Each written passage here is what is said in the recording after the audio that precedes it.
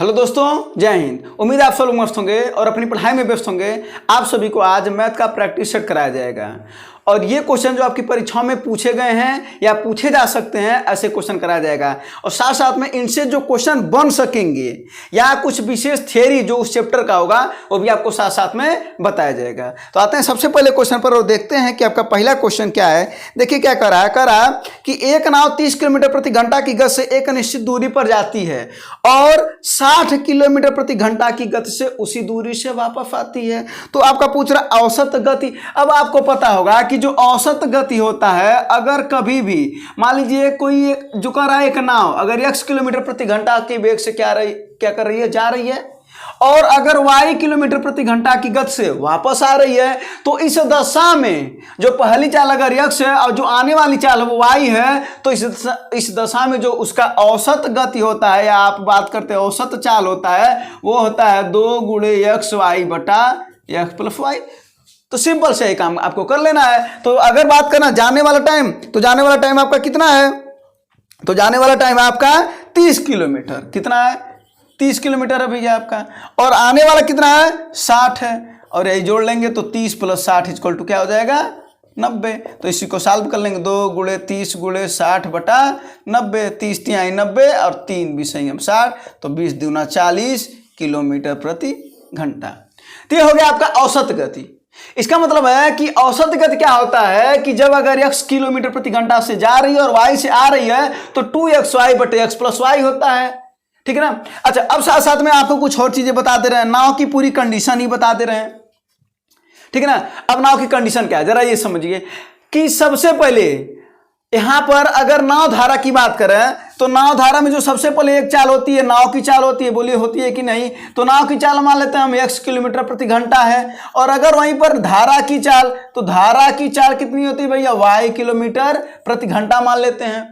यानी नाव की चाल हमने माना x किलोमीटर प्रति घंटा, धारा की चाल हमने माना y किलोमीटर प्रति घंटा। याद रखे रहिएगा हमेशा कि नाव की चाल धारा की चाल से हमेशा अधिक होती है। नाव की चाल धारा की चाल से हमेशा अधिक होती है, ये बात आपको याद रखे रहना है। तो एक हो गया नाव की चाल और एक हो गया धारा की चाल। अब इसके बाद से अगर बात करें ऊर्ध्व प्रवाह चाल की, किसकी? ऊर्ध्व प्रवाह। ऐसी को कहते हैं विपरीत दिशा में। क्या बोलते हैं? विपरीत दिशा में। तो विपरीत दिशा में अगर चाल की बात करें तो एक चीज देखिए, और एक होता अनुप्रवाह चाल, एक होता अनुप्रवाह चाल और जिसे कहते हैं समान दिशा में।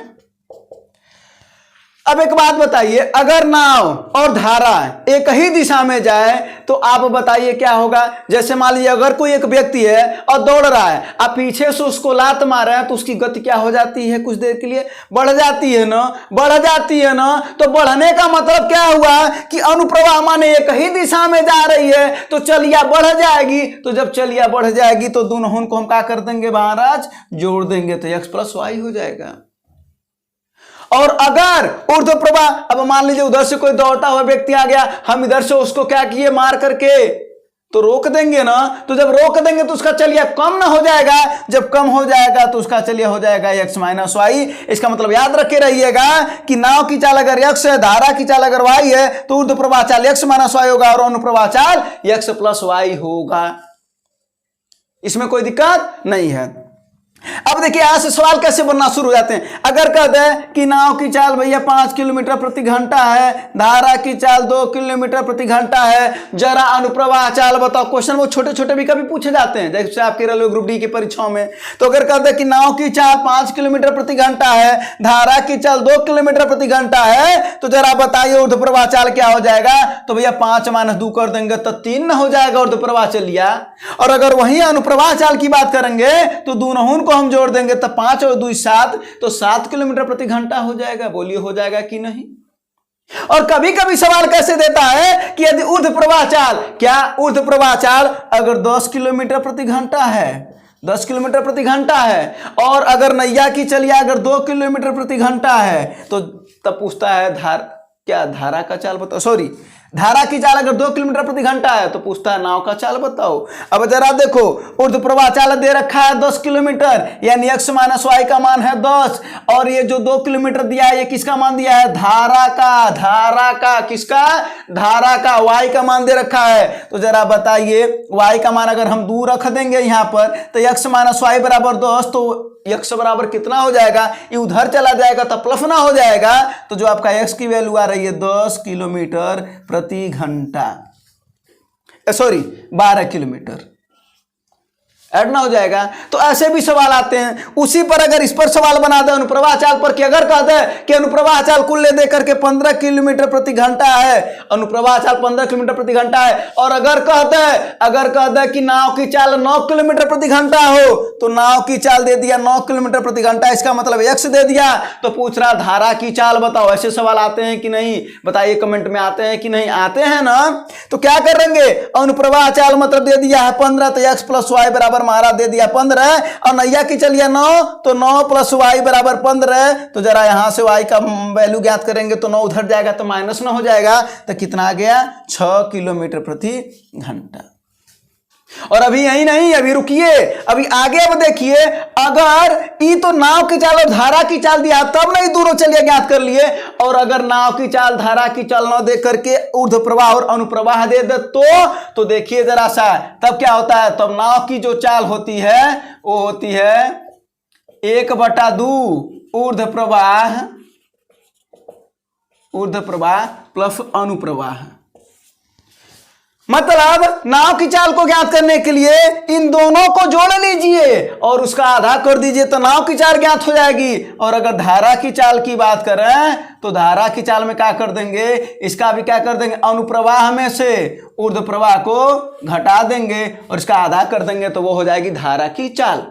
अब बात आती है सवाल बनाइए, तो सवाल देखिए, कहेगा कि अनुप्रवाह चाल मान लेते हैं, कहेगा 8 किलोमीटर प्रति घंटा है, ऊर्ध्व प्रवाह चाल कहेगा 6 किलोमीटर प्रति घंटा है, तो पूछेगा जरा समझिएगा, ये है x प्लस वाई और ये है x माइनस वाई। तो अगर कहेगा कि नाव की चलिया अनुप्रवाह चलिया 8 किलोमीटर प्रति घंटा, ऊर्ध्व प्रवाह 6 किलोमीटर प्रति घंटा, तो पूछेगा आपको नाव की चाल बताओ, तो क्या कर दोगे महाराज? दोनों को जोड़ दीजिए, क्योंकि नाव की चाल में दोनों को हम जोड़ दिए और आधा कर दिए, तो 8 6 14 और 14/2 कर देंगे तो 7 आ जाएगा। ये जो 7 आया ये आपका नाव की चाल ज्ञात आ गया। और जब धारा की चाल ज्ञात करेंगे तो घटा देंगे, तो 8 में से 6 जा 2 और 2/2 कर देंगे तो 1 ना आ जाएगा, तो 1 किलोमीटर प्रति घंटा। आ गया कि नहीं आ गया? तो ये आपको समझ लीजिए, इसका मतलब है आपको, अच्छा एक और फार्मूला होता है इसमें, वो एकदम याद रखे रहेगा, क्या? चाल बराबर दूरी बटा समय। तो जितने भी चाल होते हैं ये नाव धारा वाले प्रश्न में 4 प्रकार की चाल होती है। एक नाव की चाल सिंपल, एक धारा की चाल, एक ऊर्ध्व प्रवाह और एक अनुप्रवाह। 4 प्रकार की चाल होती है। इस 4 प्रकार के, और यही प्रश्न में देखना होता है कि क्या कह रहा है, कहां विपरीत कह रहा है, कहां एक ही दिशा में कह रहा है, यही आपको ध्यान देना है। ठीक है, ये इतना हो गया। अच्छा एक बात करना, कुछ सवाल ऐसे भी आते हैं, कभी कभी क्या देता है कि यदि कह देता है यदि नाव की चाल 5 किलोमीटर प्रति घंटा है, धारा की चाल अगर 2 किलोमीटर प्रति घंटा, ध्यान से समझिएगा कि नाव की चाल हमने दे दिया 5 किलोमीटर प्रति घंटा, धारा की चाल हमने दे दिया 2 किलोमीटर प्रति घंटा, तो अगर कहे कि नाव को जाने में और वापस आने में कुल 2 घंटे का समय लगता है, बताइए ऐसा प्रश्न देता है ना ऐसा प्रश्न। तो वही कह रहा है कि नाव की चाल 5 किलोमीटर प्रति घंटा, धारा की चाल 2 किलोमीटर प्रति घंटा, और पूछ रहा और कह दे कि कुल समैया 2 घंटा ले रहा है, कुल समैया 2 घंटा ले रहा है, तो पूछे तो वह दूरी बताओ, तो क्या करेंगे? तो अब आप बताइए, इस टाइप के प्रश्न में हमेशा ध्यान देंगे कि क्या दे रखा है, तो क्या दे रखा है? कुल समय। कुल पर ध्यान देंगे, दिमाग लगाएंगे कुल पर, तो कुल में क्या दे रखा है? समय। तो समय बराबर होता है, जरा यहां से दिखाइए, समय बराबर होता है दूरी बटे चाल। तो कुल समैया बराबर छोटा छोटा समैया, याद रखे रहिएगा कि कुल समय बराबर छोटा छोटा समय। तो जरा यहां पर इसको हटा देते हैं, इसको मिटा देते हैं और यहां पर बताते हैं। तो कह रहा कि कुल समय बराबर छोटा छोटा समय, बोलिए, बोले हैं कि नहीं? छोटा छोटा समय। अब देखिए कुल समय कितना है, 2 घंटा। बोलिए है कि नहीं, है ना, तो 2 घंटा है। अब छोटा छोटा समय का मतलब, अब देखिए एक बार क्या कहा है, जाने में और आने में। तो जाने में ये बताइए x प्लस वाई ना, अगर हम एक फार्मूले की बात करें तो हम मान लें कुल समैया t है, कुल समैया क्या है, t है। तो जाने में x प्लस वाई लगेगा और इसकी दूरी d है, और प्लस आने में x माइनस वाई लगेगा। और अगर बात करें है क्या है, जरा बताइए क्या है, तो आप कहेंगे इस समय बटा चाल है। अरे सही बात है, समय सॉरी दूरी बटा चाल है, सही बात है दूरी बटा चाल है, लेकिन दूरी बटा चाल होता क्या है, समय न होता है। तो दूरी बटा चाल समय न होता है, तो छोटा समय प्लस छोटा समय इक्वल टू बड़ा समय। हुआ ना, अरे हुआ कि नहीं। तो जरा x प्लस वाई का मान रख देंगे तो 5 2 7, तो d बटा 7 आपस d बटा 5 में से 2 जा 3, तो d बटा 3, और t बराबर दिया है 2 घंटा। तो 2 बटा क्या हो जाएगा, d बटा यहाँ पर हो जाएगा 7 और प्लस d बटा हो जाएगा 3। तो जरा इसको हल करके आप आंसरवा बता दीजिएगा। तो ऐसे प्रश्न आते हैं ना, तो आपका जो नाव धारा का जो बेसिक कॉन्सेप्ट है वो आपका खत्म हो गया। अगर आप चाहें तो सवाल लगाइएगा, अगर आपको कॉन्सेप्ट समझ में आया होगा तो निश्चित ही आपके सवाल भी लग जाएंगे, और इस पर तो खूब प्रश्न बनाता है। तो इसको नोट करके लिख लीजिएगा कि कुल समय बराबर छोटा छोटा समय। तो ये आपका हो गया इतना, ठीक है ना। तो पहले सवाल के लिए हमने औसत गति नाव और धारा की पूरा एकदम जो इसकी गति है उसको हमने बता दिया। आप क्वेश्चन जाएंगे लगाएंगे तो क्वेश्चन लगेंगे, ठीक है। अब चलते हैं अगले प्रश्न पर। यह था पहला प्रश्न, ठीक है। तो ऐसे जो प्रश्न आते रहेंगे सामने, उसके बारे में भी थोड़ा सा बताते रहेंगे ताकि उस प्रश्न के इर्द गिर्द की बातें भी समझ पाएं आप, ठीक है, आगे पीछे की भी बातें समझ पाएं। अब चलते हैं अगले प्रश्न पर और देखते हैं कि आपका अगला प्रश्न क्या है महाराज। हाँ देखिए, अब अगले प्रश्न पर चलते हैं। देखिए क्या कर रहा है, अगला प्रश्न है 4 अंकों की वह सबसे बड़ी से बड़ी संख्या कौन है जो पूर्ण वर्ग है। अब देखिए आपको पता होगा कि कोई जो 2 अंकों का जो पूर्ण वर्ग होता है वो 4 अंकों में आता है। तो 2 अंकों की सबसे बड़ी संख्या कौन सी है, 99। तो 99 का वर्ग करते हैं तो आपको याद होना चाहिए 98, 101 कह दीजिए, हमको नहीं याद है। तो हम आपको बता दे रहे 1 से लेकर के 100 के बीच में बहुत आसानी से वर्ग कैसे ज्ञात करेंगे। मान लीजिए आपको 99 का वर्ग ज्ञात करना है, तो 99 का वर्ग ज्ञात करने के लिए देखिए जरा क्या करेंगे, 9 का वर्ग कर देंगे 81, 9 का वर्ग कर देंगे 81, 9 81, यहाँ तक कोनो दिक्कत नहीं। यानी दोनों संख्या का वर्ग कर देंगे और 81 हो जाएगा। उसके बाद से 9 का 9 में गुणा कर दे तो 9 9 81 और 81 दूना इसी का इसमें गुणा कर दीजिएगा। जितना घटवा है तो 81 दूना कितना हो जाता है 162, और इसको एक अंक छोड़ करके लिख दीजिएगा, यानी 162। समझे कैसे, एक अंक छोड़ करके 1 8 2 10 के 0, 1 आया, 6 1 7 1 8 और 8 1 9। बोलिए 98 101 आया कि नहीं आया, कह दीजिए। कोई और भी बताइए तो बिल्कुल बताएंगे। लीजिए इसका, अब क्या करेंगे, 7 7 49 और 9 9 81, और क्या कर देंगे 9 7 63 और 63 का 2 में गुणा कर देंगे तो कितना हो जाएगा 126। यही ना हो जाएगा, 2 3 6 12। तो एक अंक छोड़ करके लिख देंगे तो 1 और 8 6 14, 1 आया 9 2 11 1 12 और 4 1 5 और 5 1 6। कोई दिक्कत बिल्कुल भी नहीं। अगर वही ज्ञात करेंगे हम 55 का वर्ग, तो अब तो समझ में आ गया होगा। 5 का वर्ग करेंगे 25, 5 का वर्ग करेंगे 25 और 5 5 25 और 25 दूना 50 और एक अंक छोड़कर एक लिख देंगे तो कितना हो जाएगा भैया 5 और 2 और 5 5 10 और 2 1 3। बोलिए है कि नहीं, है ना। तो इस तरीके से आप वर्ग ज्ञात करना भी सीख गए 1 से लेकर के 100 तक। तो आपका जो प्रश्न था वो ये था कि जो 99 क्या था प्रश्न भैया, कि सबसे बड़ी पूर्ण 4 अंकों की वो सबसे बड़ी संख्या कौन सी है जो पूर्ण वर्ग भी है, तो वह है 98 101। और 1 से लेकर के 100 के बीच में कोई भी संख्या आ जाए, आपको क्या करना है, इकाई अंक का वर्ग, दहाई अंक का वर्ग और दोनों का गुणा और उसमें 2 का गुणा कर दीजिए और एक अंक छोड़ करके लिख दीजिए, जोड़ दीजिए, वही आपका 2 क्या हो जाएगा, आंसर हो जाएगा। ठीक है ना। तो ये भी आपका हो गया है। अब चलते हैं अगले प्रश्न पर और समझते हैं कि अब अगला प्रश्न क्या है। ठीक है, तो देखिए अगला प्रश्न आपका क्या है। हाँ देखिए जरा सा, कह रहा कितने समय में 1000 रुपये की राशि 20% वार्षिक दर से 1331 रुपया हो जाती है। देखिए मूलधन कितना है भैया आपका, मूलधन है 1000 और मिश्र धन कितना है आपका, वह 1331 रुपया। दर कितना है आपका, वो है 20%। क्या पूछ रहा है, जबकि ब्याज प्रति छमाही संयोजित की जाती है। ब्याज क्या है, ब्याज जो है वो छमाही संयोजित की जाती है, माने 1 साल में 2 महीना होता है, यही ना होता है। तो जरा देखिए आपको पहला फार्मूला है पता, A बराबर P1 + R/100⁻n, जहाँ A क्या है मिश्रधन है, P क्या है मूलधन है, R क्या है रेट है ना, और समय n है। यहां तक कोई दिक्कत। और इसी पर एक और फार्मूला होता है, अगर यहीं पर ब्याज निकालना हो तो क्या कर देंगे, आपको पता होता है कि ब्याज बराबर होता है मिश्रधन माइनस मूलधन, होता है ना। तो वही आपका एक फार्मूला बनता है क्या, कि ब्याज बराबर एक फार्मूला बनता है कि मिश्रधन का मनवा ये है ना P1 + R/100⁻n माइनस P मूलधन कर देंगे, तो P को कॉमन ले लेंगे तो 1 + R/100⁻n -1। बोलिए कोई दिक्कत है यहाँ तक।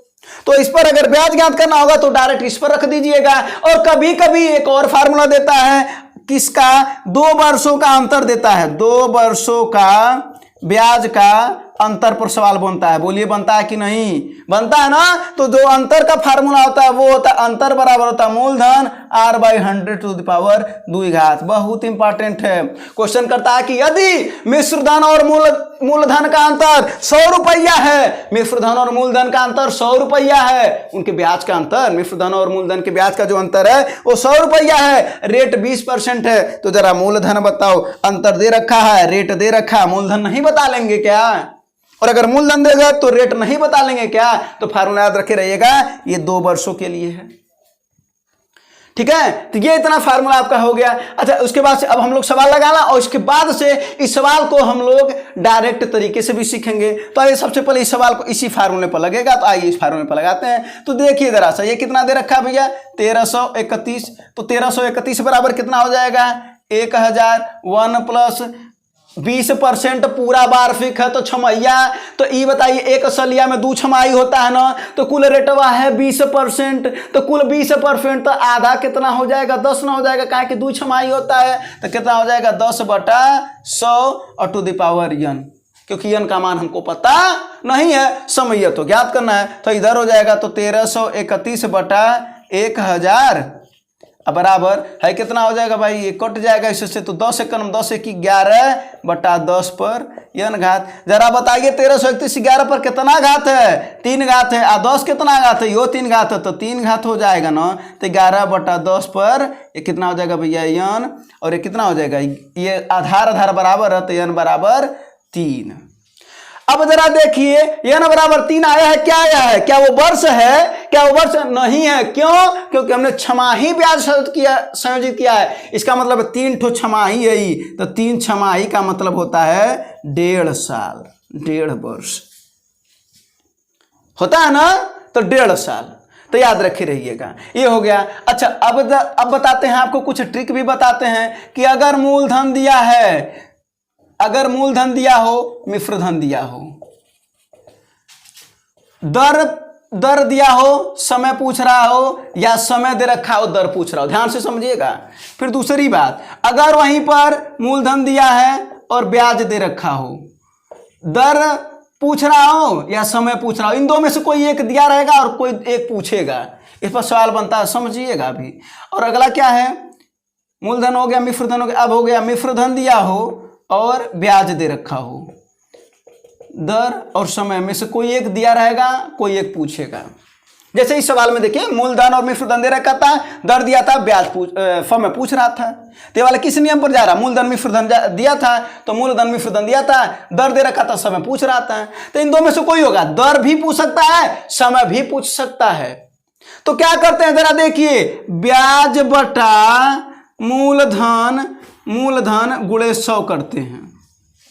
तीनों में वही कमा करते हैं, ब्याज बटा मूलधन गुणे 100 करते हैं, ब्याज बटा मूलधन गुणे 100 करते हैं, ठीक है। उसके बाद से ध्यान से समझिएगा। अच्छा, यहां पर ब्याज कैसे मिलेगा? मिश्रधन माइनस मूलधन से ब्याज मिल जाएगा, अब बटे मूलधन गुणे 100। यहां पर ब्याज दिया ही रहेगा, अब ब्याज बटे मूलधन गुणे 100, अगर इस टाइप पर बनेगा सवाल। अगले वाले में ब्याज मिश्रधन में ब्याज तो दिया ही है, अब मूलधन कैसे पता चलेगा? मिश्रधन में से ब्याज घटा देंगे तो मूलधन नहीं पता चल जाता है। यानी तीनों कंडीशन में हमको ब्याज पता चल जाएगा और मूलधन भी पता चल जाएगा। बोलिए कोई दिक्कत? अब वैसे आप अब यहां पर देखिए, ये वाला सवाल इसी वाले पर है ना, तो जरा देखिए यहां पर ब्याज कितना हो जाएगा? 331 रुपया ना, तो यहां पर वही कर देंगे 331, अब बटा कहता ना 1000 मूलधन माना अगुड़े 100, 2 जीरो से 2 जीरो कटा और क्या आ गया? 33.1% आ गया ना। अब जरा देखिए उसके बाद से अब क्या करेंगे? 33.1% आ गया। अगर दर दिया है, दर अगर दिया है, समय पूछ रहा तो दर से भाग दे दीजिए। अगर समय दिया है और दर पूछ रहा तो समय से भाग दे दीजिए। मतलब जो दिया रहेगा उससे भाग देना है, अपने आप ज्ञात हो जाएगा। कैसे? ऐसे देखिए 33.1 आपका आया ना, इसमें रेट कितना दे रखा था? 20% ना, 20 से भाग दीजिए। ये बताइए लगभग कितनी बार में कट रहा है? लगभग कितनी बार में कट रहा है? ये एक से ज्यादा बार में कट रहा है ना, तो ध्यान से देखिएगा यहां पर आपको ये आकलन करना कि ये एक से ज्यादा बार में कटा, तो एक से ज्यादा बार में आपके पास ऑप्शन क्या है? अब 2 बार भी नहीं कटा, ये 20 दूना 40 हो जाएगा, तो 2 बार में भी नहीं कटा है, तो लगभग ये कितनी बार में कट रहा है? 1.5 गुना बार में, मतलब 1.5 गुना, यानी क्या हो जाएगा? 1.5 वर्ष। ये समझ में आया कि नहीं आया? कभी यहां पर छमाई का कोई मतलब ही नहीं निकला, नहीं निकला। ठीक है, आपको यही समझना है। अगर वैसे यहां पर ब्याज बटे मूलधन गुणे 100 निकाल देंगे, अगर दर दे रखा है तो समय से भाग दे दीजिएगा, सॉरी दर अगर दे रखा तो दर से भाग दीजिएगा, समय ज्ञात होगा। और अगर समय दे रखा हो तो समय से भाग दीजिएगा, दर ज्ञात हो जाएगा। तो 1 2 3 टाइप के सवाल हैं। आप कभी भी जाइएगा जब ऐसे सवाल मिलते हैं तो आप डायरेक्ट, अदरवाइज आपके पास फार्मूला है, आप चाहे तो फार्मूला लगाएं, अदरवाइज आप देखिएगा ना बहुत से ऐसे सवाल होते हैं, आप देखिएगा उसको लगाइएगा और सामने और भी जो सवाल आएंगे तो हम बताएंगे उस पर। तो आप क्या करिएगा, जब देखेंगे ना मूल ब्याज बटे मूलधन गुणे 100 करेंगे, आप जो आ जाए, जो भी परसेंट आ जाए, अगर दर दे रखा हो तो दर से भाग दे दीजिएगा। जो दशमलव को उधर वाला करता है उसको छोड़ करके लगभग वो देख लीजिएगा 1 बार में कट रहा है कि 1.5 बार में कट रहा है कि 2 बार में, लगभग वही आपका आंसर हो जाएगा।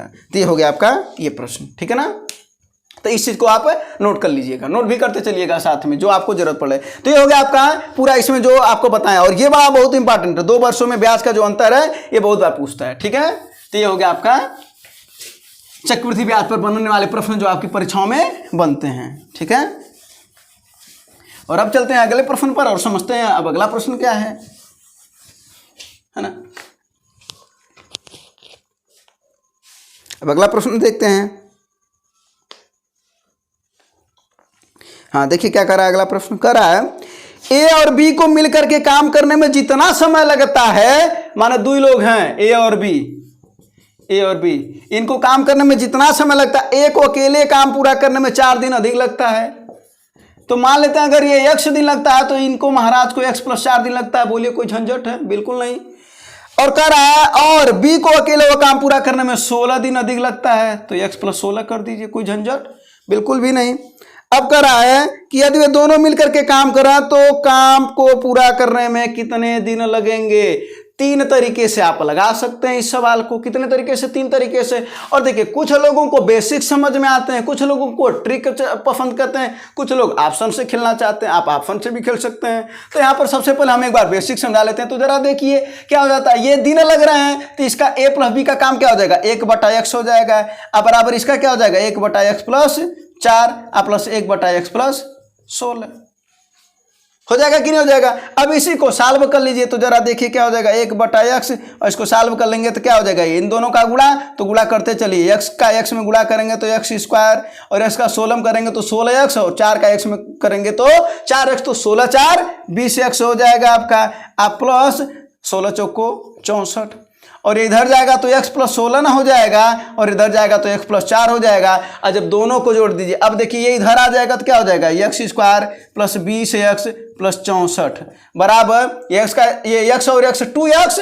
हुआ ना, और 2x का x में गुणा होगा तो कितना हो जाएगा? 2x²। बोलिए हो जाएगा कि नहीं? अब 16 और 4 20, x का उधर गुणा होगा तो कितना हो जाएगा? 20x। 20x से 20x को उड़ा दीजिए और ये x स्क्वायर उधर जाएगा तो माइनस एक्स स्क्वायर हो जाएगा, तो 64 बराबर हो जाएगा 2x स्क्वायर में x स्क्वायर जाए x स्क्वायर, तो x बराबर भैया आपका कितना आ गया, 8 आ गया। इसका मतलब है कि ए और बी को कितने दिन लगेंगे, 8 दिन लगेंगे। आप ऑप्शन से भी चल सकते थे कि अगर इसको 8 दिन लगेंगे, अब ऑप्शन से चलिए, अगर इसको 8 दिन लगेंगे तो इसको पक्का 12 दिन लगेंगे, इसको गधावा को कितना दिन लगेंगे, 12 और 16 और 8 24 दिन लगेंगे। बोलिए कोई दिक्कत? तो जरा इन दोनों को उल्टा करके जोड़िए, तो 1/12 प्लस 1/24, तो क्या आ जाएगा भैया, 24 एलसीएम हो जाएगा, 12 दूना 24, 2 1 नम 2, 3/24, उल्टा कर देंगे 24/3, 3 8 24, 8 दिन हमारा आ गया। इसका मतलब 8 पर सही आ रहा है। और तीसरा तरीका सबसे शानदार और जानदार, और आप डायरेक्ट लगा सकते हैं कि कभी भी अगर ऐसा सवाल दे कि दोनों का काम दे रखा हो कि वो पूछ रहा हो कि कितने दिन में करेंगे, जबकि पहला 4 दिन अधिक करेगा, मतलब जितना दिन अधिक दे, तो इसमें करा 4 दिन तो 4 दिन अधिक करेगा, दूसर का 16 दिन अधिक करेगा। तो ऐसे सवाल को लगाने के लिए एक लाइन का सवाल है, करणी में 4 × 16 कर दीजिएगा। 4 दिन अधिक लगा, 16 दिन अधिक लगा, करणी में 4 × 16 कर दीजिएगा, तो करणी में हो जाएगा 64 और इसको बाहर निकालेंगे तो 8 हो जाएगा। यही आपका आंसर हो जाएगा। इसका मतलब समझे? अरे समझे कि नहीं? तो ऐसे सवाल में आप चाहे तो बेसिक मेथड भी लगा सकते। कई लोग कहते हैं बेसिक मेथड भी बताइए, इस वजह से बेसिक मेथड भी बता दिए और साथ साथ में एक ट्रिक मेथड, क्योंकि आपको एग्जाम में देखिए रियलिटी तो यही है कि जहां पर जब टाइमर चलते हैं ना, तो एग्जाम हॉल में आपको जल्दी ही लगाना होता है, तो इस वजह से आप ऐसे भी वहां पर लगा सकते हैं। लेकिन बस क्या होता है ना, जो ट्रिक होता है उसको दिमाग पर बैठाना भी पड़ता है। इस वजह से हम कहते हैं कि बेसिक भी समझिए, और अगर आपका ना बेसिक अगर तैयार हो जाएगा ना, तो आप खुद की स्पीड आपकी बढ़ जाएगी, उसमें कोई दिक्कत नहीं है, आपकी खुद की स्पीड क्या हो जाएगी, बढ़ जाएगी। तो इस सवाल को ऐसे भी लगा सकते हैं। तो सवाल क्या होता है कि अगर 4 दिन अधिक लग रहे हैं, 16 दिन अधिक लग रहे हैं, उसको तुरंत करने में कर दीजिएगा और तुरंत वो जो 8 आएगा वो होगा दोनों लोगों का मिलकर के काम उतने दिन में। ठीक है, तो हो गया आपका आंसर। तो एक ऑप्शन से भी लगा सकते थे, एक ट्रिक तो बता ही दिए, बेसिक भी आपको सामने बता ही दिए, है ना। अब फिर चलते हैं अगले सवाल पर और देखते हैं कि आपका अगला प्रश्न क्या है। हाँ देखिए, अब अगला प्रश्न क्या कर रहा है, किसी खिलौने के अंकित मूल्य पर 10% का बट्टा देने से एक दुकानदार को 20% का लाभ होता है। सबसे पहले कुछ बातें समझ लेते हैं कि जो बट्टा होता है ना भैया, वो हमेशा अंकित मूल्य पर दिया जाता है। किस मूल्य पर? अंकित मूल्य पर। किस मूल्य पर? अंकित मूल्य पर। बट्टा कहाँ दिया जाता है? अंकित मूल्य पर दिया जाता है। और जो बट्टा को छूट बोलते हैं भैया, लेकिन जो लाभ या हानि होता है वो होता है हमेशा क्रय मूल्य पर।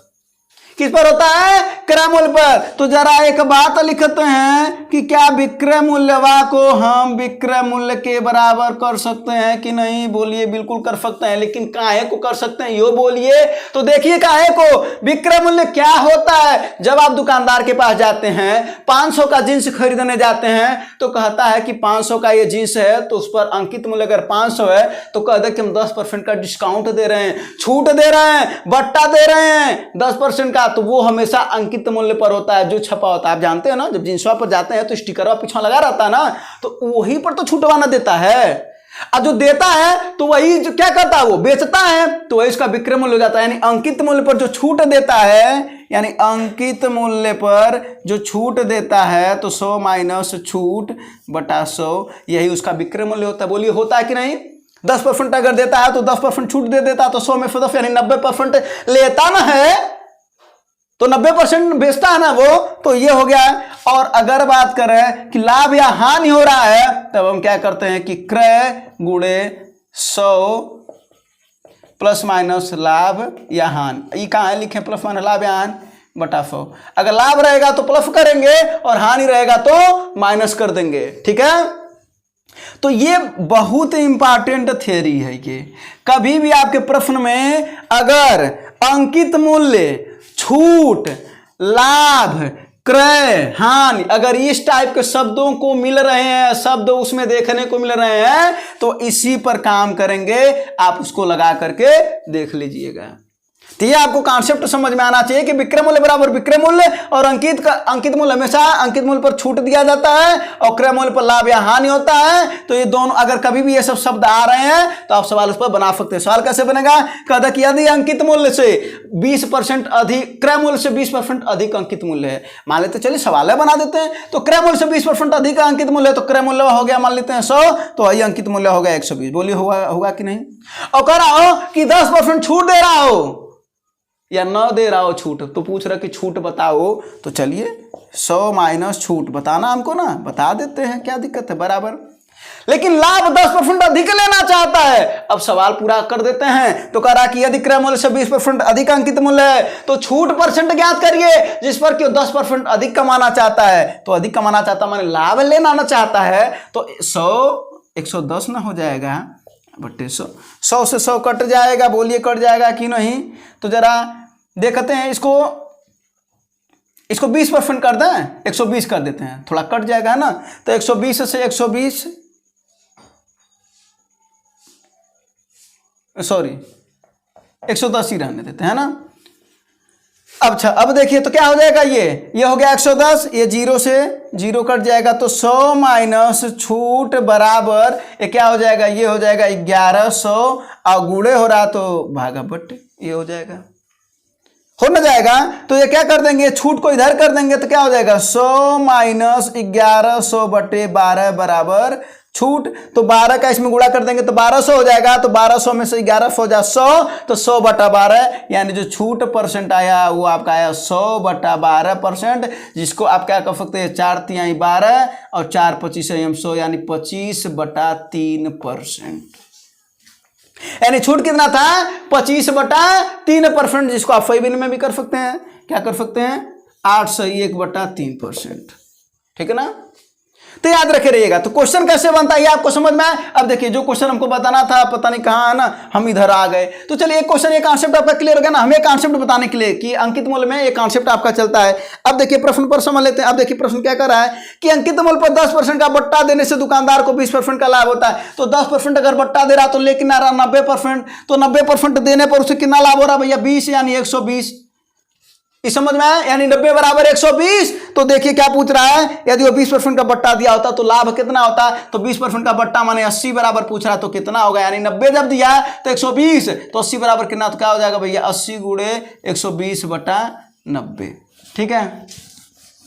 तो अब चलते हैं अगले प्रश्न पर और समझते हैं कि अगला प्रश्न क्या है। देखिए अगला प्रश्न क्या है। देखिए बहुत गजब का प्रश्न है, बहुत प्रश्न आप में पूछा जाता है। ये कह रहा है कि किसी चिड़ियाघर में कुछ कबूतर और खरगोश हैं। क्या है, कबूतर और खरगोश। तो कबूतर लिख दीजिए और खरगोश कर दीजिए, खरगोश। ठीक है। कह रहा है कि उनके सिरों को गिना जाता है तो 300 है, यदि उनके पैरों को गिना जाता है तो 750 है। तो चिड़ियाघर में कबूतरों की संख्या बताइए। देखिए इसमें क्या करेंगे, कभी भी अगर ऐसा आता है तो कबूतर और खरगोश, तो हमेशा आप पैरों पर ध्यान देंगे। किस पर ध्यान देंगे, पैरों पर। किस पर, पैरों पर। तो पैर कितने हैं भैया 750। अगर मान लेते हैं कि जो 300 की संख्या है, मान लेते हैं कि 300 कबूतर होते, मान लेते हैं कि 300 कबूतर होते, तो 300 कितना पैर होता है कबूतर के, 2 ही ना पैर होता है। तो 300 दूना 600। हमने क्या बोला समझे, ये कुल दे रखा है। मान लेते हैं कि 300 कबूतर हो तो 300 गुणे 2 कर देंगे, क्योंकि 2 पैर होता है, इसका गुणे 2 कर देंगे। और इसमें कितने पैर होते हैं भैया 4 होते हैं ना, तो 300 को 1200। बस अब इसी का एलिगेशन मेथड लगा लीजिए, अंतर ले लीजिए। तो 1200 का 750 से करेंगे तो कितना हो जाएगा, ये 450, और इसको अंतर करेंगे तो ये हो जाएगा 150। तो ये कितनी बार में कर जाएगा 3:1, यानी 3:1 के अनुपात में आया। कबूतर आया 3 और खरगोश आया 1 के अनुपात में। अब जरा देखिए कुल संख्या कितनी, कबूतर की संख्या पूछ रहा है। तो कबूतर कितना हो जाएगा 3 बटा 3 और 1 4 गुणे 300। तो इसको काटेंगे तो कितनी बार में कट जाएगा, ये 75 बार में कट जाएगा ना। हाँ 75 दूना 150 दूना 300। अब 75 का 3 में गुणा कर देंगे तो 225 कबूतर हैं, और जो बचे हैं 75 वो क्या है आपके खरगोश हैं। तो ये आपका हो गया। तो आपने देखा ना क्या किए, आपको पैरों पर ध्यान देना है और मान के चलना है कि पूरे के पूरे क्या है, कबूतर और पूरे के पूरे खरगोश हैं, तो गुणे 2 कर देना है इसमें, और खरगोश के 4 पर होते तो गुणे 4 कर देना है। अंतर निकाल लेना, अनुपात ज्ञात हो जाएगा, अनुपात जब ज्ञात हो जाएगा तो कुल संख्या इतनी है आप ज्ञात कर लेंगे, है ना। तो ऐसे भी सवाल आपकी परीक्षा में पूछे जाते हैं। तो इसका आंसर आ गया आपका 225। अब चलते हैं अगले प्रश्न पर और फिर समझते हैं कि अब अगला प्रश्न क्या है। हाँ देखिए क्या कर रहा है, एक रेलगाड़ी और प्लेटफार्म की लंबाई परस्पर बराबर है और कुछ ऐसी बात कर रहा है। चलिए देखिए आते हैं रेलगाड़ी वाले पर। ये बताइए रेलगाड़ी वाले प्रश्न, देखिए क्या होता है रेलगाड़ी में। सबसे पहले होता है फार्मूला होता है चाल बराबर दूरी बटा समय। तो चाल बराबर होता है दूरी बटा समय। अब जरा देखिए होता क्या है कि ये जो रेलगाड़ी होता है ना, वो 2 चीजों को पार करता है। पहला बात मान लेते हैं वो खंभा को पार करे। किसको? खंभा को। पोल को पार करे, व्यक्ति को पार करे, ठीक ना। इलेक्ट्रिक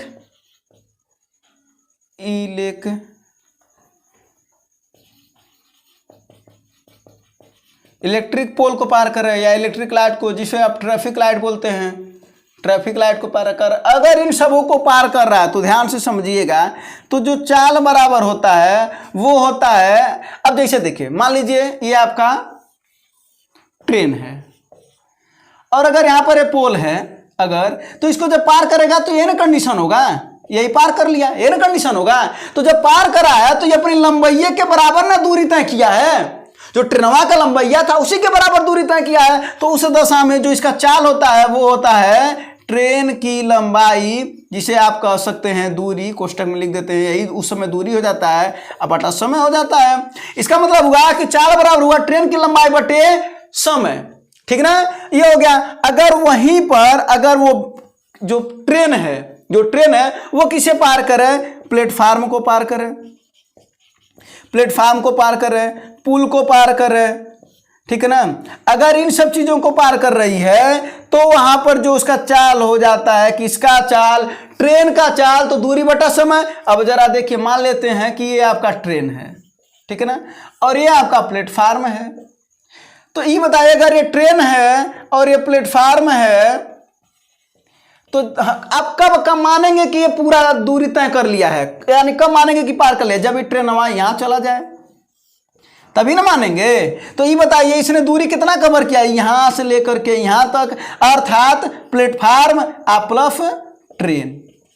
इसका मतलब यहां पर हो जाता है जो चाल हो जाता है वो हो जाता है प्लेटफार्म प्लस ट्रेन की लंबाई बटा समय हो जाता है। कोई दिक्कत बिल्कुल भी नहीं। अब इसके बाद से जरा देखिए होता क्या, अब आप बताइए चाल बराबर होता है दूरी बटा समय। अब यहां पर 2 बातें और होती, एक होता है विपरीत चाल और एक होता है समान चाल। इसकी भी कंडीशन समझा देते हैं। अब एक बात बताए, अगर कोई ट्रेन उधर से आ रही है, हम इधर से जा रहे हैं, कोई ट्रेन उधर से आ रही है, हम इधर से जा रहे हैं, कोई ट्रेन उधर से आ रही है, हम इधर से जा रहे हैं, तो दोनों में कंडीशन क्या होता है, समय जल्दी, मतलब हम और वो लोग दोनों लोग जल्दी मिल जाते हैं ना। तो जब जल्दी मिल जाएंगे अर्थात समय कम लगेगा, तो जब समय कम लगेगा तो चाल ज्यादा होगा। कब? विपरीत वाले में। इसका मतलब विपरीत वाले में दोनों की चलिया जोड़ लेते हैं, दोनों की चलिया जोड़ लेते हैं। अगर पहले की चाल x है और दूसरे की अगर y है तो दोनों की चाल जोड़ लेंगे। मान लीजिए 2 ट्रेन, कभी कभी क्या होता है 2 ट्रेन आपस में आती जाती हैं, एक ट्रेन उधर से एक ट्रेन इधर से।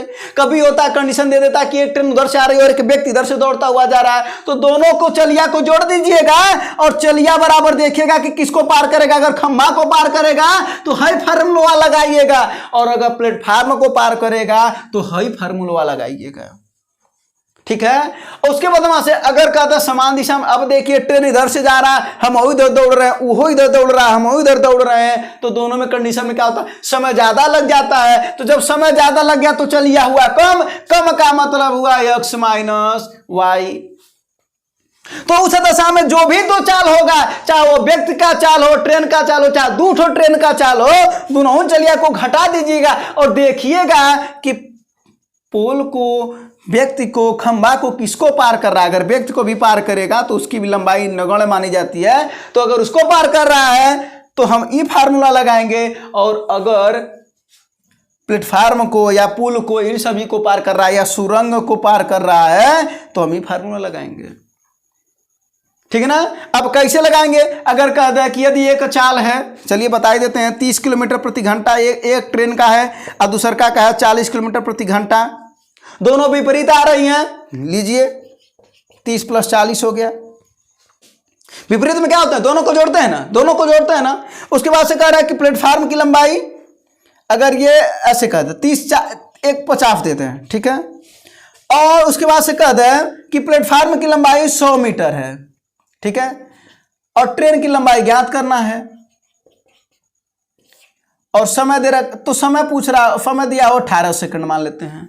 तो जरा देखिए 30 और 50 80 हो जाएगा और 80 को हम 5/18 कर देंगे। हाँ, इसमें एक चीज़ और ध्यान देना है, तो यहाँ पर आप सॉल्व कर लेंगे, यहाँ पर सॉल्व करके आंसर बताएगा। यहाँ पर एक चीज़ और ध्यान देना है आपको, ध्यान क्या देना है, आप हमेशा एक चीज़ देखते होंगे कि यहाँ पर जो समय कभी मिनट में दे रखा होता है, कभी सेकंड में दे रखा होता है, चाल कभी मीटर में पूछ रहा, मीटर पर सेकंड में पूछ रहा होता है, कभी किलोमीटर प्रति घंटा में दे रखा होता है। तो इस बात पर आप ध्यान देंगे, तो इस सवाल को आप सॉल्व कर लेंगे ना, तो क्या हो जाएगा, ये इधर 18 का गुणा हो जाएगा, बराबर 100 प्लस ट्रेन, तो 18 से 18 कट जाएगा तो 80 × हो गया 400, 8 × 40 400 ना, और F इधर जाएगा तो ट्रेन की जो लंबाई आपको मिल गई वो मिल गया 300 मीटर।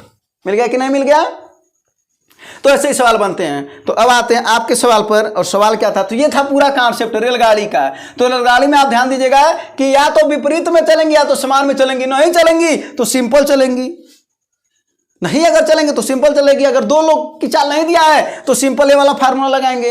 अब आप सवाल लगाइएगा, लगेंगे सवाल, इस कॉन्सेप्ट को अगर समझोगे तो लगेंगे सवाल। अब देखिए अब आपका प्रश्न क्या कर रहा है, तो प्रश्न देखिए क्या कर रहा है, प्रश्न कर रहा है कि रेलगाड़ी और प्लेटफार्म की लंबाई परस्पर बराबर है, यानी दूरी क्या, अगर ये x है तो वो x है।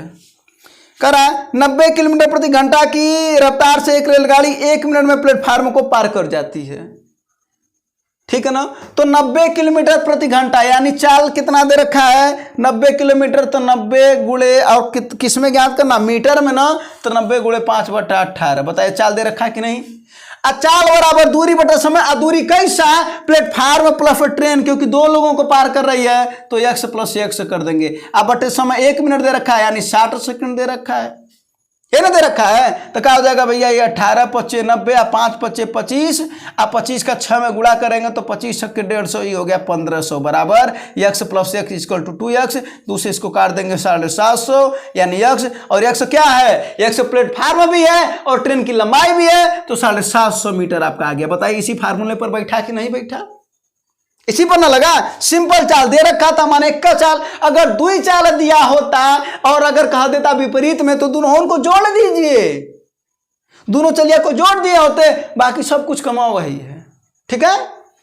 चलिए तो इसका आंसर आ गया आपका 750।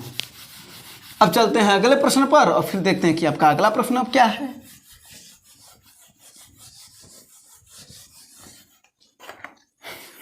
अगला प्रश्न समझते हैं।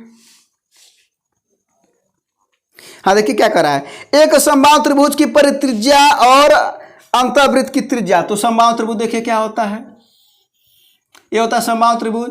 अगर बात करें इस वाले वृत्त पर, माने ऊपरा अगर बना, सही से तो नहीं भरा है, ठीक ना, तो इसको हम कहते हैं परिवृत्त। क्या कहते हैं भैया, परिवृत्त। और अगर एक तो समबाहु त्रिभुज, समबाहु त्रिभुज में तीनों भुजाएं बराबर होती है, तीनों भुजाएं बराबर होती हैं, ये है अंतःवृत्त। तो कह रहा है कि तीनों भुजाएं बराबर हों और परिवृत्त हो और अंतःवृत्त हो, तो हम आपको बता दें कि परिवृत्त की जो त्रिज्या होती है वो होती a/2 और जो अंतःवृत्त की त्रिज्या होती है, अंतःवृत्त की त्रिज्या वो होती है a/2 तो याद रखिएगा a/2 होती है और ये a/2 होती है। अगर हम इन दोनों का अनुपात ज्ञात करना, क्योंकि ये भी क्वेश्चन आता है, तो अनुपात जरा ज्ञात कर लो, तो a/2 a/2 a से कट जाएगा, करणी से 2 करणी में 2 कट जाएगा, बगल का बगल में गुणा होगा, नीचे का ऊपर होगा, यानी 2:1 के अनुपात में आ गया। तो याद रखे रहिएगा। एक और क्या है ये, परिवृत्त, परिवृत्त अनुपाते अंतःवृत्त की त्रिज्या का अनुपात है याद करके लिखिएगा इसको कि परिवृत्त और अंतःवृत्त की त्रिज्या का अनुपात 2:1 होता है। 2:1 होता है अंतःवृत्त और परिवृत्त की त्रिज्या का फार्मूला ये होता है। अब देखिए इसी सवाल को हम लोग दो तरीके से लगाएंगे। तो जरा देखिए प्रश्न क्या कह रहा है। तो प्रश्न कह रहा है कि यदि समबाहु त्रिभुज की परित्रिज्या 10 सेंटीमीटर हो, तो जरा देखिए परिवृत्त की त्रिज्या आया है 2, यानी 2 बराबर अगर 10 दे रखा है, यही ना दे रखा है कि 2 का जो अनुपातवा है वो 10 दे रखा है, तो 2 बराबर 10 तो 1 बराबर 5 और एक ही तो है अंतःवृत्त की त्रिज्या, तो अंतःवृत्त की त्रिज्या एक यानी अंतःवृत्त का त्रिज्या कितना आया 5 सेंटीमीटर। पहला तरीका। दूसरा तरीका, अंतःवृत्त की त्रिज्या दे रखा है कितना, सॉरी परिवृत्त का त्रिज्या दे रखा है 10 सेंटीमीटर, तो इसी को हम कर देंगे बराबर 10, तो ए बराबर हो जाएगा 10 करणी में 2। बताइए हो जाएगा कि नहीं। अब पूछ रहा है अंतःवृत्त की त्रिज्या बताओ, तो एक अमन कितना मिल गया 10 करणी में 2, तो यहां पर रख दीजिए। तो 10 करणी में 2 बटा 2 गुणे करणी में 2, करणी से 2 करणी 2 कट जाएगा, 2 5 10। बताइए यहां पर 5 है कि नहीं है। तो दो तरीके हैं इस सवाल को लगाने के। तो इसी वजह से बोला ना कि एक फार्मूले से आप लगा सकते हैं और एक ये अनुपात। तो इसमें ये फार्मूला याद रखे रहिएगा, ठीक है। तो हो गया आपका आंसर, इसको नोट भी कर लीजिएगा। अब समझते हैं फिर अगला प्रश्न।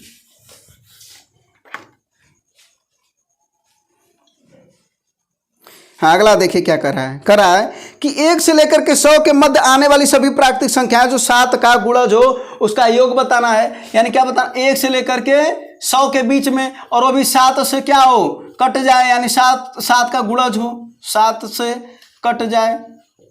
7 का गुणज होने का मतलब 7 से कट जाए। तो आइए एक श्रेणी बना लेते। तो पहला संख्या क्या बनेगा 7, फिर दूसरा बनेगा 14 और डाट अगर अंतिम कर देंगे तो 100 से 7 से कटने वाली कौन सी संख्या है जो 100 के अंदर में कटे, तो है आपका 98।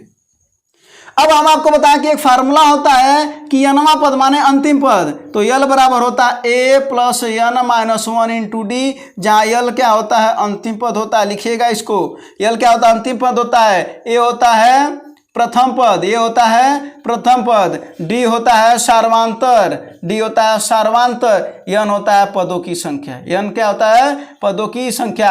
अब पदों की संख्या का एक और नियम होता है निकालने का, 7 से 100 को काट दीजिए तो कितनी बार में कटेगा, 7 का नाम 7 3 आया 30 7 चौको 28, जो शेष बचेगा उसको छोड़ दीजिएगा और यही है पदों की संख्या। यानी कभी भी अगर कह देता कि 1 से लेकर के 1000 के बीच में 7 से कटने वाली संख्या कुल कितनी है, तो क्या कर देंगे 1000 से इसको काट देंगे, 7 का नाम 7 3 आया 7 चौको 28, 2 आया 20 आया 7 दूना 14, 142 पद हैं। ये तरीका समझ में आया। कुल कितने पद हैं, तो क्वेश्चन ये भी करता है कि 1 से लेकर के 1000 के बीच में 7 से कटने वाली कुल कितने पद हैं, सीधा 7 से 1000 में भाग दे दीजिएगा, पदों की संख्या ज्ञात हो जाएगा। पहला बात तो ये हो गया, ये सिखा दी। अब देखिए यहां पर, और योग का फार्मूला होता है एन बराबर n/2 a प्लस यल, ये पदों का योग होता है। अब आइए समझते हैं, अब सवाल लगाते हैं। तो जरा देखिए यल कितना है भैया, 98 ना है, 98 ना है। हमको n का मान चाहिए। तो देखिए n का मान अभी हम बोले ना कि 7 से जब काटेंगे ना, तो 7 से काटे तो n का मान कितना आया है, 14 आया है, 14 आया है। आप चाहें तो इस फार्मूले पर रख भी सकते हैं। फार्मूला भी हम आपको बता दिए, तरीका भी बता दिए। तो कितना हो जाएगा ये 14/2 और a प्लस यल, ये कितना है 7 है और यल कितना है 98 है, सॉरी 7 और ये 98। तो कितना हो जाएगा, ये 7 बार में कट जाएगा और ये 98 7 105, तो कितना हो जाएगा 735। इसका योग कितना आया 735, ठीक है। तो ये हो गया आपका फार्मूला। अच्छा बात करें अगर कि n प्राकृतिक संख्याओं का योग क्या होता है, n प्राकृतिक संख्याओं का अगर योग की बात करें तो फार्मूला लिखिएगा n × n + 1/2। अगर n स्क्वायर प्राकृतिक संख्या मतलब शुरू से 1 से लेकर के, इसका बात कर रहा है n1 + 2 + 3 + 5 डाट डाट डाट करके, ठीक ना। तो n प्राकृतिक संख्याओं का योग होता है n × n + 1, n स्क्वायर प्राकृतिक संख्या का होता है n × n + 1 2n + 1/6, n cube प्राकृतिक संख्याओं का योग यानी लगातार प्रथम से 1 से लेकर के सभी घन संख्याओं का जो योग होता है वो क्या होता है n × n + 1/2 का होल स्क्वायर। लिखिएगा सम संख्याओं का योग क्या होता है, सम संख्याओं का योग होता है n × n + 1। लिखिएगा विषम संख्याओं का योग क्या होता है, तो विषम संख्याओं का योग लिखिएगा n स्क्वायर। तो ये पांचों फार्मूले भी आप याद रखे रहिएगा, ठीक है। ये पांचों फार्मूले बहुत काम करते हैं। चलिए कुछ इंटरेस्टिंग भी चीज़ बता दें। चलिए देखिए जरा, 1 2 + 3 + डाट डाट डाट अगर 10 रहे, 1 + 2 + 3 + डाट डाट डाट अगर 100 रहे, 1 + 2 + 3 + डाट डाट डाट अगर 1000 है। अगर ऐसे सवाल है तो आप चाहें तो इस फार्मूले पर भी रख सकते हैं, इस वाले फार्मूले पर ही रखा जाएगा। n का मनवा रख देंगे, यहाँ पर 10 है, यहाँ का n का मनवा 100 है और यहाँ n का मनवा 1000 है। लेकिन हम आपको डायरेक्टर बता दें तो 1 से लेकर के 10 तक, 1 से लेकर के 100 तक हमेशा ध्यान से समझिएगा। या तो 10 होना चाहिए अंतिम में, या तो 100 होना चाहिए, या तो 1000, या तो 10,000, या तो 1 लाख, या तो 10 लाख, या तो 1 करोड़, जो भी रहे। तो 10 का आधा कर दीजिएगा 5 और एक बार और लिख दीजिएगा। 100 का आधा कर दीजिए 50, एक बार और लिख दीजिएगा। 1000 का आधा कर दीजिए 500, 1000 का आधा कर दीजिए 500, एक बार और लिख दीजिएगा। यही आपका आंसर हो गया। बोलिए मजा आया कि नहीं? तो ऐसे सवाल को आप चाहें तो डायरेक्ट तुरंत ज्ञात कर सकते हैं, ठीक है ना। तो ऐसे सवाल हो सकते हैं, ठीक है ना। एक और ट्रिक बता दें। अच्छा, मान लीजिए कहीं से भी 21, 22, 23 ऐसे डाट डाट डाट, देखिए समझिएगा इसमें कुल कितने पद होने चाहिए? 10। यानी देखिए 21, 22, 23, 24, 25, 26, 27, 28, 29, 30 कितने हुए भैया? 1 2 3 4 5 6 7 8 9 और 10। अगर कभी भी कहीं से भी दे, संख्या कहीं से भी दे, हमने क्या बोला? संख्या कहीं से भी दे, संख्या कहीं से भी दे, तो क्या कर देंगे? बस एक चीज ध्यान देना है कि 10 पद होगा। हमेशा कितने पद? 10 पद होना चाहिए। तो इसमें आप 4 जोड़ दीजिएगा, यानी 21 4 कितना हो गया भैया? 25 और इकाई अंक 5 लिख दीजिएगा, माने 4 में 1 जोड़ करके, यानी इकाई अंक हमेशा आप 5 लिख दीजिएगा और इसमें 4 जोड़ दीजिएगा पहले वाले पद में, ठीक है ना। और कहीं से भी रहे, अगर मान लीजिए वही 28 से शुरू होकर के अगर ऐसे करके 10 पद अगर रहे, ठीक ना, तो वो क्या हो जाएगा? 28 में 4 जोड़ दीजिएगा तो कितना हो जाएगा? 32 और 5 लिख दीजिएगा। लेकिन ये ध्यान दीजिएगा 10 पद होने चाहिए, ठीक ना। तो ऐसी आप बहुत सी चीजों को समझ गए। तो आपने क्या क्या ज्ञात कर लिया, अब आपको हम कंक्लूड कर लेते हैं। तो कंक्लूड क्या कर दिए? आपको अगर पदों की संख्या ज्ञात करनी है 1 से लेकर के 100 के बीच में, अगर आपको 7 से कटने वाली तो क्या कर देना? 100 को सीधा 7 से सीधा 100 को भाग दे देना, जो 14 आ गया आपका, ये पदों की संख्या हो गया। अगर वही 1 से लेकर के 1000 के बीच में पूछता है तो 7 से सीधा भाग दे दिया, आपका आ गया 142। आप पदों की संख्या ज्ञात करने का भाग मेथड से आपने बहुत आसानी तरीके से ज्ञात कर लिया। आपको ये फार्मूला लगाने की जरूरत उस समय नहीं पड़ेगी। आपको सिंपली एक फार्मूला भी बता दिए, ये भी दिए कि ये क्या होते हैं, पदों का योग भी बता दिए, एक ट्रिक भी बता दिए कि अगर 1 से लेकर के 10 तक है तो इसका आधा कर देंगे और एक बार और लिख देंगे, ये सब भी बता दिए। यहाँ पर बता दिए कि 10 पद होना चाहिए, हमेशा क्या होना चाहिए? 10 पद होना चाहिए। पदों की संख्या कहीं से देता है? 118 देता है, 2500 देता है, कुछ कहीं से भी देता है, लेकिन क्रम होना चाहिए, लगातार प्राकृतिक संख्या होनी चाहिए और 10 होना चाहिए। तो क्या कर देंगे? +4 और उसके बाद से अंतिम इकाई अंक 5 लिख देंगे। उसके बाद से देखिए हमने प्राकृतिक संख्याओं का योग का फार्मूला बता दिया, n × n + 1/2, n स्क्वायर का बता दिया, n³ का बता दिया, सम संख्याओं का योग का फार्मूला बता दिया और विषम संख्याओं का योग का फार्मूला बता दिया। तो इतने आपको फार्मूला बता दिए और इन सब चीजों को लिख लीजिएगा, आपके परीक्षाओं में ये सवाल बनते हैं। और ये इस वजह से बता रहा था कि आपके साथ साथ में कई सवालों की भी प्रैक्टिस होती रहे, ठीक है। कई सवालों की भी आपकी प्रैक्टिस होती रहे और आप सवाल को समझ पाए थोड़ा सा थियरी के भी माध्यम से और उस सवाल को भी, ठीक है। तो अब चलें अगले प्रश्न पर। क्लास थोड़ी बड़ी हो जाएगी लेकिन आपको समझाने की पूरी कोशिश हमारी रहेगी। अब आते हैं, देखिए कह रहा है एक राशि पर साधारण ब्याज मूलधन का 16/25 गुना है। 16/25। कभी भी अगर ऐसा कहे कि साधारण ब्याज रहे अगर साधारण मूलधन का 16/25 गुना है, क्या कर रहा है? 16/25। तो आप क्या करिएगा ना, 25 के गुणक के रूप में लिखिएगा, यानी 25 हो सकता है, 50। ये क्या मानेंगे आप? ये मानेंगे आप हमेशा जो देखिए 25, 50 ये आप मानेंगे मूलधन। क्या मानेंगे? मूलधन, ठीक है। तो 25 मानिए या 50 मानिए, 25 के गुणक में या 75 मानिए या 100 मानिए या 125 मानिए या 150 मानिए, जो आपकी इच्छा। अब आते हैं सवाल लगाते हैं। तो जरा देखिए हम लोग पहले 25 मान करके चलते हैं। तो अगर हम 25 मान रहे मूलधन कितना मान लें? 25। तो बेजवा आपका कितना हो जाएगा? कह रहा है मूलधनमा का 16/25 है ना, तो 16/25 का 25 कर देंगे तो कितना हो जाएगा? 1 कट जाएगा तो 16 आ जाएगा ब्याज, आ ना जाएगा। तो फार्मूला क्या होता है भैया? ब्याज बराबर होता है मूलधन गुणे दर गुणे समय बटा 100। तो ब्याज कितना आ गया भैया आपका? 16। मूलधन कितना है भैया आपका? 25। और कह रहा दर और समय दोनों बराबर है ना। हाँ देखिए कह रहा ब्याज की वार्षिक दरों वर्षों की संख्या के बराबर है, माने दर और समय बराबर है। तो मान लेते हैं यक्स है तो यो यक्स हो जाएगा बटा 100। बोली हो जाएगा कि नहीं हो जाएगा? तो 25 चौक को 100 और 16 चौक को 64, तो ये हो जाएगा 64 बराबर x²। तो x बराबर कितना हो गया भैया? 8। ठीक है। तो क्या पूछ रहा है, ब्याज की वार्षिक दर बताइए 8%। अगर समय पूछता तो वो 8 वर्ष हो जाता ना। अब कह दिए अब कि 25 तो हम बताए हैं 25 पर, अगर कह दीजिए कि मूलधनवा हम बताइए क्या माना है, इसमें से क्या बताए 125 मान लें। हाँ कहिए बिल्कुल मानिए 125 मान लें, 125 मान लेते हैं। तो ब्याज निकाल लीजिए अब।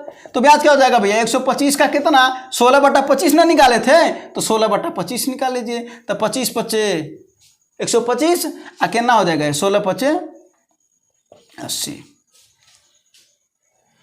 अब आपका ब्याज आ गया 80। तो जरा देखिए 80 बराबर क्या कर देंगे 125 काहे कर देंगे भैया, ब्याज बराबर होता मूलधन। तो ब्याज बराबर मूलधन गुणे दर माने x गुणे समय माने x, क्योंकि दोनों बराबर है, अब बटा 100। तो 2500 के 100 आप 25 पच्चे 125 है ना। आप 5 से इसको काटेंगे तो 16 बार में कटेगा, तो 16 चौक को 64 और 64 बराबर x²। तो x बराबर 8 आया कि नहीं आया।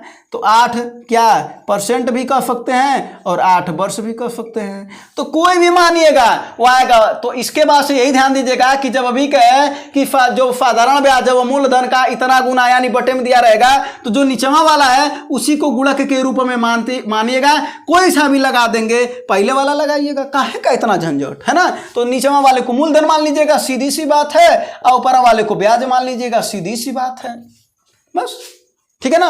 हम तो इस वजह से बता दें ताकि आपको चीजें समझ में आ जाए और भूले नहीं, ठीक है। चलिए तो इस पर प्रश्न बन गया। अब अगले प्रश्न पर चलें, अब फिर अगले प्रश्न को समझते हैं। हाँ अगला प्रश्न देखिए क्या है, कह रहा है दो संख्याओं का लसा 225 है, मौसा 5 है, एक संख्या 25 है, तो दूसरी संख्या बताइए। तो देखिए पहली संख्या गुणे दूसरी संख्या बराबर होता है लसा गुणे मौसा। बताइए होता है कि नहीं होता है, होता है ना। पहली संख्या गुणे दूसरी संख्या बराबर लसा गुणे मौसा, पहला फार्मूला होता है। दूसरा, अगर आपको भिन्नों का लसा ज्ञात करना है तो भिन्नों का लसा ज्ञात करने के लिए भैया भिन्न बराबर होता है अंश बटा हर। बोलिए होता है कि नहीं। तो अगर लौसा ज्ञात करना है तो अंश का लौसा लिख दीजिएगा और हर का मौसा ज्ञात कर दीजिएगा। सवाल कहिए कि सवाल बताइए, तो 2/3, 3/4 और 4/7 का कह दे कि लौसा ज्ञात करने के लिए तो क्या करेंगे भैया 2, 3 और 4 का लौसा बटा 3 निचवा 4 निचवा 7 का मौसा। तो 2 और 3 और 4 का लौसा कितना हो जाएगा 12 हो जाएगा। 3, 4, 7 में कोई कामन नहीं है तो मौसा कितना हो 1 यानी 12 हुआ। तरीका भी आपको बता दिए। अगर तीसरे सवाल की बात करें तो भिन्न का अगर पूछे तो मौसा क्या होगा, तो भिन्न का मौसा क्या हो जाएगा अंश का क्या, बताइए अंश का क्या मौसा बटे हर का लौसा। बोलिए कोई दिक्कत नहीं। तो ऐसे इस पर भी यही सवाल अगर इस पर बना था तो क्या हो जाएगा, यानी तब 2, 3 और 4 का क्या ज्ञात कर लेंगे, तब मौसा ज्ञात कर लेंगे ना। तो ऊपरा वाले का मौसा हो जाएगा और नीचवा वाले का लौसा हो जाएगा, तो ज्ञात कर लेंगे आप। अच्छा अब बात करें अगर अगले वाली बात, यानी पहली संख्या गुणे दूसरी संख्या बराबर लौसा गुणे मौसा, यो हो गया। अच्छा इस पर जो सवाल है तो सवाल पहले लगा लेते हैं, फिर कुछ और थियरी आपको बता दें। तो कह रहा है लौसा 225 है, ये हो गया 225। क्या ज्ञात करना आपको, मौसा 5 है, 5 हो गया। एक संख्या 25 से दूसरी संख्या पूछ रहा है, तो 25 से कितनी बार में कट जाएगा 9 बार में, तो 9 × 5 = 45 कितना हुआ, यानी आपका जो दूसरी संख्या आया वो आपका आया 45, ठीक है ना।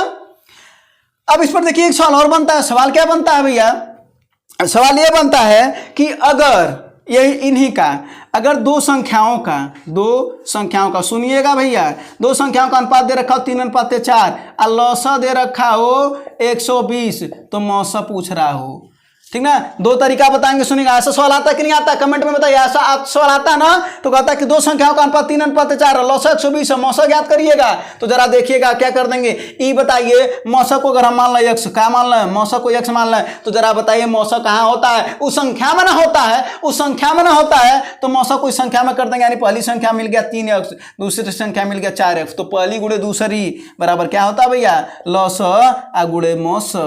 तो x से x कट जाएगा और 4 × 12 = 120, यानी x का मान आ गया 10 और x क्या है मौसा है ना। तो मौसा का मान कितना मिल गया 10। और अगर संख्या पूछता तो 10 तिहाई 30 हो जाता और 10 चौको 40 हो जाता। आप कहिए कि नहीं डायरेक्ट बताइए, तो लीजिए डायरेक्ट 120 अब बटाई दोनों का नीचे गुणा कर दीजिए, तो 3 चौको 12 आ गया 10। ये मौसा हो गया, ये डायरेक्ट हो गया। दूसरा सवाल बनता है, अगर यहीं पर लौसा की जगह पर मौसा दे दे, लौसा की जगह पर मौसा दे दे, तो संख्याओं का अनुपात 3:4 है। अब मौसा दे दे अगर 5, तो पूछ रहा है लौसा बताइए भैया। तब क्या करेंगे, वही चीज करेंगे। ये बताइए संख्या कहाँ होता है, इसी में ना होता है, तो कितना हो जाएगा, पहली संख्या कितनी मिल जाएगी। हमने बोला मौसा उस संख्या में होता है, मौसा उस संख्या में होता है।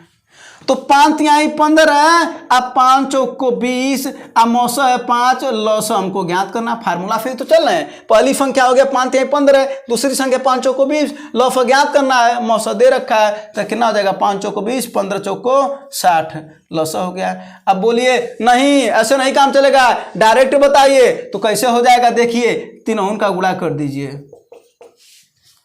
क्या बोले हैं, तीनों का गुणा कर दीजिए, लौसा ज्ञात हो जाएगा, लौसा ज्ञात हो जाएगा, यानी 3 चौको 12 अब 12 25 60। बताइए लौसा ज्ञात होगा कि नहीं। ये हो गया आपका ट्रिक, डायरेक्ट। बेसिक भी आपने समझ लिया और ट्रिक भी आपने समझ लिया। तो कभी भी अगर संख्याओं का अनुपात दे रखा लौसा दिया हो, तो इसमें लौसा में से इन दोनों का भाग दे दीजिएगा, मौसा ज्ञात हो जाएगा। अगर मौसा दे रखा हो तो तीनों जो दोनों संख्याओं का अनुपात है उसी का मौसा में गुणा कर दीजिएगा, लौसा ज्ञात हो जाएगा। तो ऐसे सवाल बनते हैं। अच्छा 5वें टाइप का सवाल क्या बनता है, घड़िया वाला नहीं बनता है। जब कहता 2 सेकंड में, 4 सेकंड में, 8 सेकंड में कहता है ना, तो 2 सेकंड में, 4 सेकंड में, 6 सेकंड में, 8 सेकंड में, 10 सेकंड के अंतराल पर अगर बजती हैं, तो कह रहा है तो वे कितनी फात, मतलब कब बजेंगी एक फात। तो इसका क्या ज्ञात करेंगे भैया, लौसा। क्या ज्ञात करेंगे, लौसा ज्ञात करेंगे। तो इसका लौसा आ जाएगा 120, 120 ना आ जाएगा, हाँ 120 आ जाएगा। 120 सेकंड का मतलब हुआ भैया 2 मिनट। कितना हुआ, 2 मिनट। इसका मतलब है कि 2 मिनट बाद यह एक फात फिर से बजेंगी। अगर सवाल में दे दिया कि यदि घड़ी 4 बजे से बजना शुरू करी और 2 सेकंड, 4 सेकंड, 6 सेकंड, 8 सेकंड और 10 सेकंड के अंतराल पर अगर बज रही है, तो वो फिर कब बजेगी, तो 2 मिनट के बाद बजेगी, 2 मिनट के बाद बजेगी। और अगर यही मिनट दे देता तो आता 120 मिनट। तो 120 मिनट का मतलब कितना हुआ, 2 घंटा हुआ। तब 2 मिनट नहीं आता, तब 2 घंटा होता। तब घड़ी अगर 4 बजे बजती अगर एक साथ में, तब कब घंटा बजता, 6 बजे ना, 2 घंटा बाद। कभी कभी प्रश्न पूछता है कि जैसे 2 मिनट में एक साथ बजी है ना, तो कहता है 1 घंटे में बताओ कितनी बार बजेंगी। तो ये बताइए 1 घंटे में कितनी बार बजेंगी। अगर 2 मिनट में एक बार, तो 60 मिनट में कितनी बार, 30 बार। 30 बार तो बजेंगी, एक बार पहले बज चुका है। ये ध्यान देंगे, सवाल में अगर पहले बज चुका अगर कह रहा, तो 30 और 1 31 बार बजेंगी। और कह रहा कि नहीं इसके बाद से बताइए कब, तो वो 30 बार बजेंगी। ठीक ना। तो ऐसे सवाल आते हैं आपकी परीक्षा में। ठीक है, तो हो गया आपका लौसा मौसा वाला भी पूरी बातें खत्म। आप जाइए देखिएगा, तो लौसा मौसा के ऐसे ही सवाल आपकी परीक्षाओं में बनते हैं। ठीक है, और कुछ और टाइप के सवाल भी इसमें बनते हैं।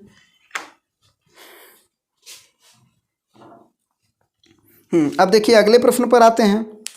अगला प्रश्न देखिए क्या कह रहा है कि एक विद्यार्थी ने किसी संख्या में 5/3 से गुणा करने के स्थान पर 3/5 कर दिया, यानी 5/3 ये सही वाला था, गलत वाला 3/5। तो देखिए 3 और जो नीचे होता है ना, 3 और 5, यानी 3 और 5 जो नीचे होता है उसी का ले लीजिए लौसा। क्या ले लीजिए, लौसा, यानी क्या आ गया आपका 15। इसी में गुणा कर दीजिए 15 का, बस। तो ये कितना हो जाएगा, ये 25 आ जाएगा। 3 25 15 है ना, और ये 5 3 15, कितना हो जाएगा, 9 हो जाएगा।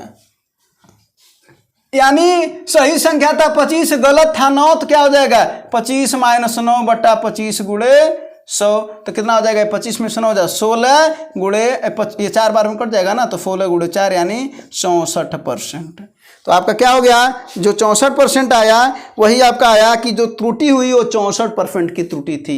यानी गुणा करना था उसमें 5/3 से 3/5 से किया, यानी संख्या आना चाहिए था 25, लेकिन आया कितना, 9।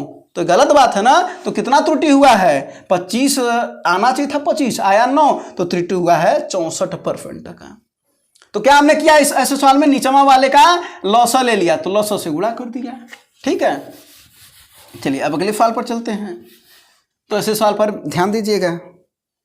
अगला करा 5 क्रमागत विषम संख्याओं का औसत 27 है। तो जरा देखिएगा कि कभी भी क्रमागत अगर संख्या मानते हैं, अगर क्रमागत मान रहे हैं क्या, जरा देखिए प्राकृतिक अगर मान रहे हैं, क्या मान रहे हैं, प्राकृतिक, तो मानते हैं x +1 x +2 x +3 ... अगर मानते हैं विषम, क्या मानते हैं विषम, तो x +2 x +4 x +6 ... ऐसे ही मानते चले जाएगा। अगर मानते हैं सम तो वो एक का बतिया हुआ है, यही x +4 x +6 ... ठीक है, तो यही मानिएगा जब भी। तो ये क्या कर रहा है, कह ये रहा है, तो इस सवाल को दो तरीके से बता देते हैं हम आपको, एक तो एकदम बहुत छोटे में और एक सवाल बता। तो 5 क्रमागत विषम संख्याओं का औसत कितना है, 27 है। तो विषम संख्या है 5 ठो, तो मान लीजिए पहला, फिर ये दूसरा हो गया, फिर ये तीसरा हो गया, फिर ये चौथा हो गया और फिर ये पांचवा हो गया, और इसी का औसत कितना है, 27 है। तो जरा बताइए, ई बटे 5 ना करेंगे क्योंकि 5 संख्या है ना, 5 संख्या ना, तो जरा देखिए 8 6 14 और 14 4 18 और 18 2 20 और ये हो गया 5x + 20 और बराबर 27 + कितना हो गया भैया, 135 हो गया ना। तो 20 उधर जाएगा तो कितना हो जाएगा, 5x बराबर ये आ गया आपका 115 ना, हाँ 5 3 में से 2 जाए 1, हाँ 115। तो 5 से इसको काट दीजिए तो 5 दूना 10, 2 1 बचा, 5 3 15 यानी x बराबर 23, x बराबर 23। अब देखिए यानी जो सबसे छोटी संख्या वो है 23, क्या है 23। अब देखिए आपका पूछ क्या रहा है, क्वेश्चन क्या पूछ रहा है, कह रहा है कि प्रथम संख्या और अंतिम संख्या का गुणनफल क्या होगा। तो प्रथम संख्या 23 है और अंतिम संख्या क्या हो जाएगा, 23 + 8 मिलकर के आपका हो गया 31, यानी 31 और 23, तो 31 और 23 का गुणा कर लीजिए। तो इकाई अंक 3 आ रहा है, इसका मतलब है कि तीसरा वाला ऑप्शन सही है, बाकी गुणा कर लीजिएगा।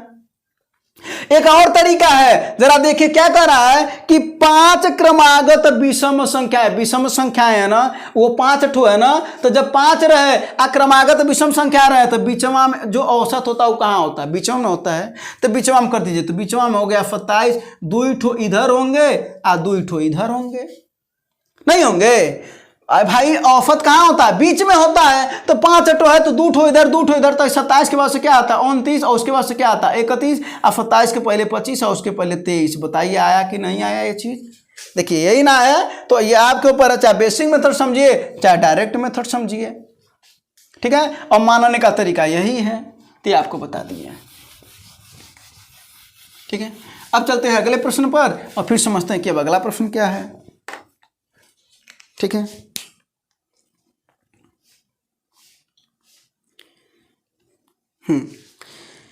तो जरा देखिए, हाँ अगला प्रश्न कह रहा है कि 10 वस्तुओं का क्रय मूल्य 15 वस्तुओं के विक्रय मूल्य के बराबर है। देखिए 10 वस्तुओं का जो क्रय कर रहा है वो 15 वस्तुओं के विक्रय के बराबर है।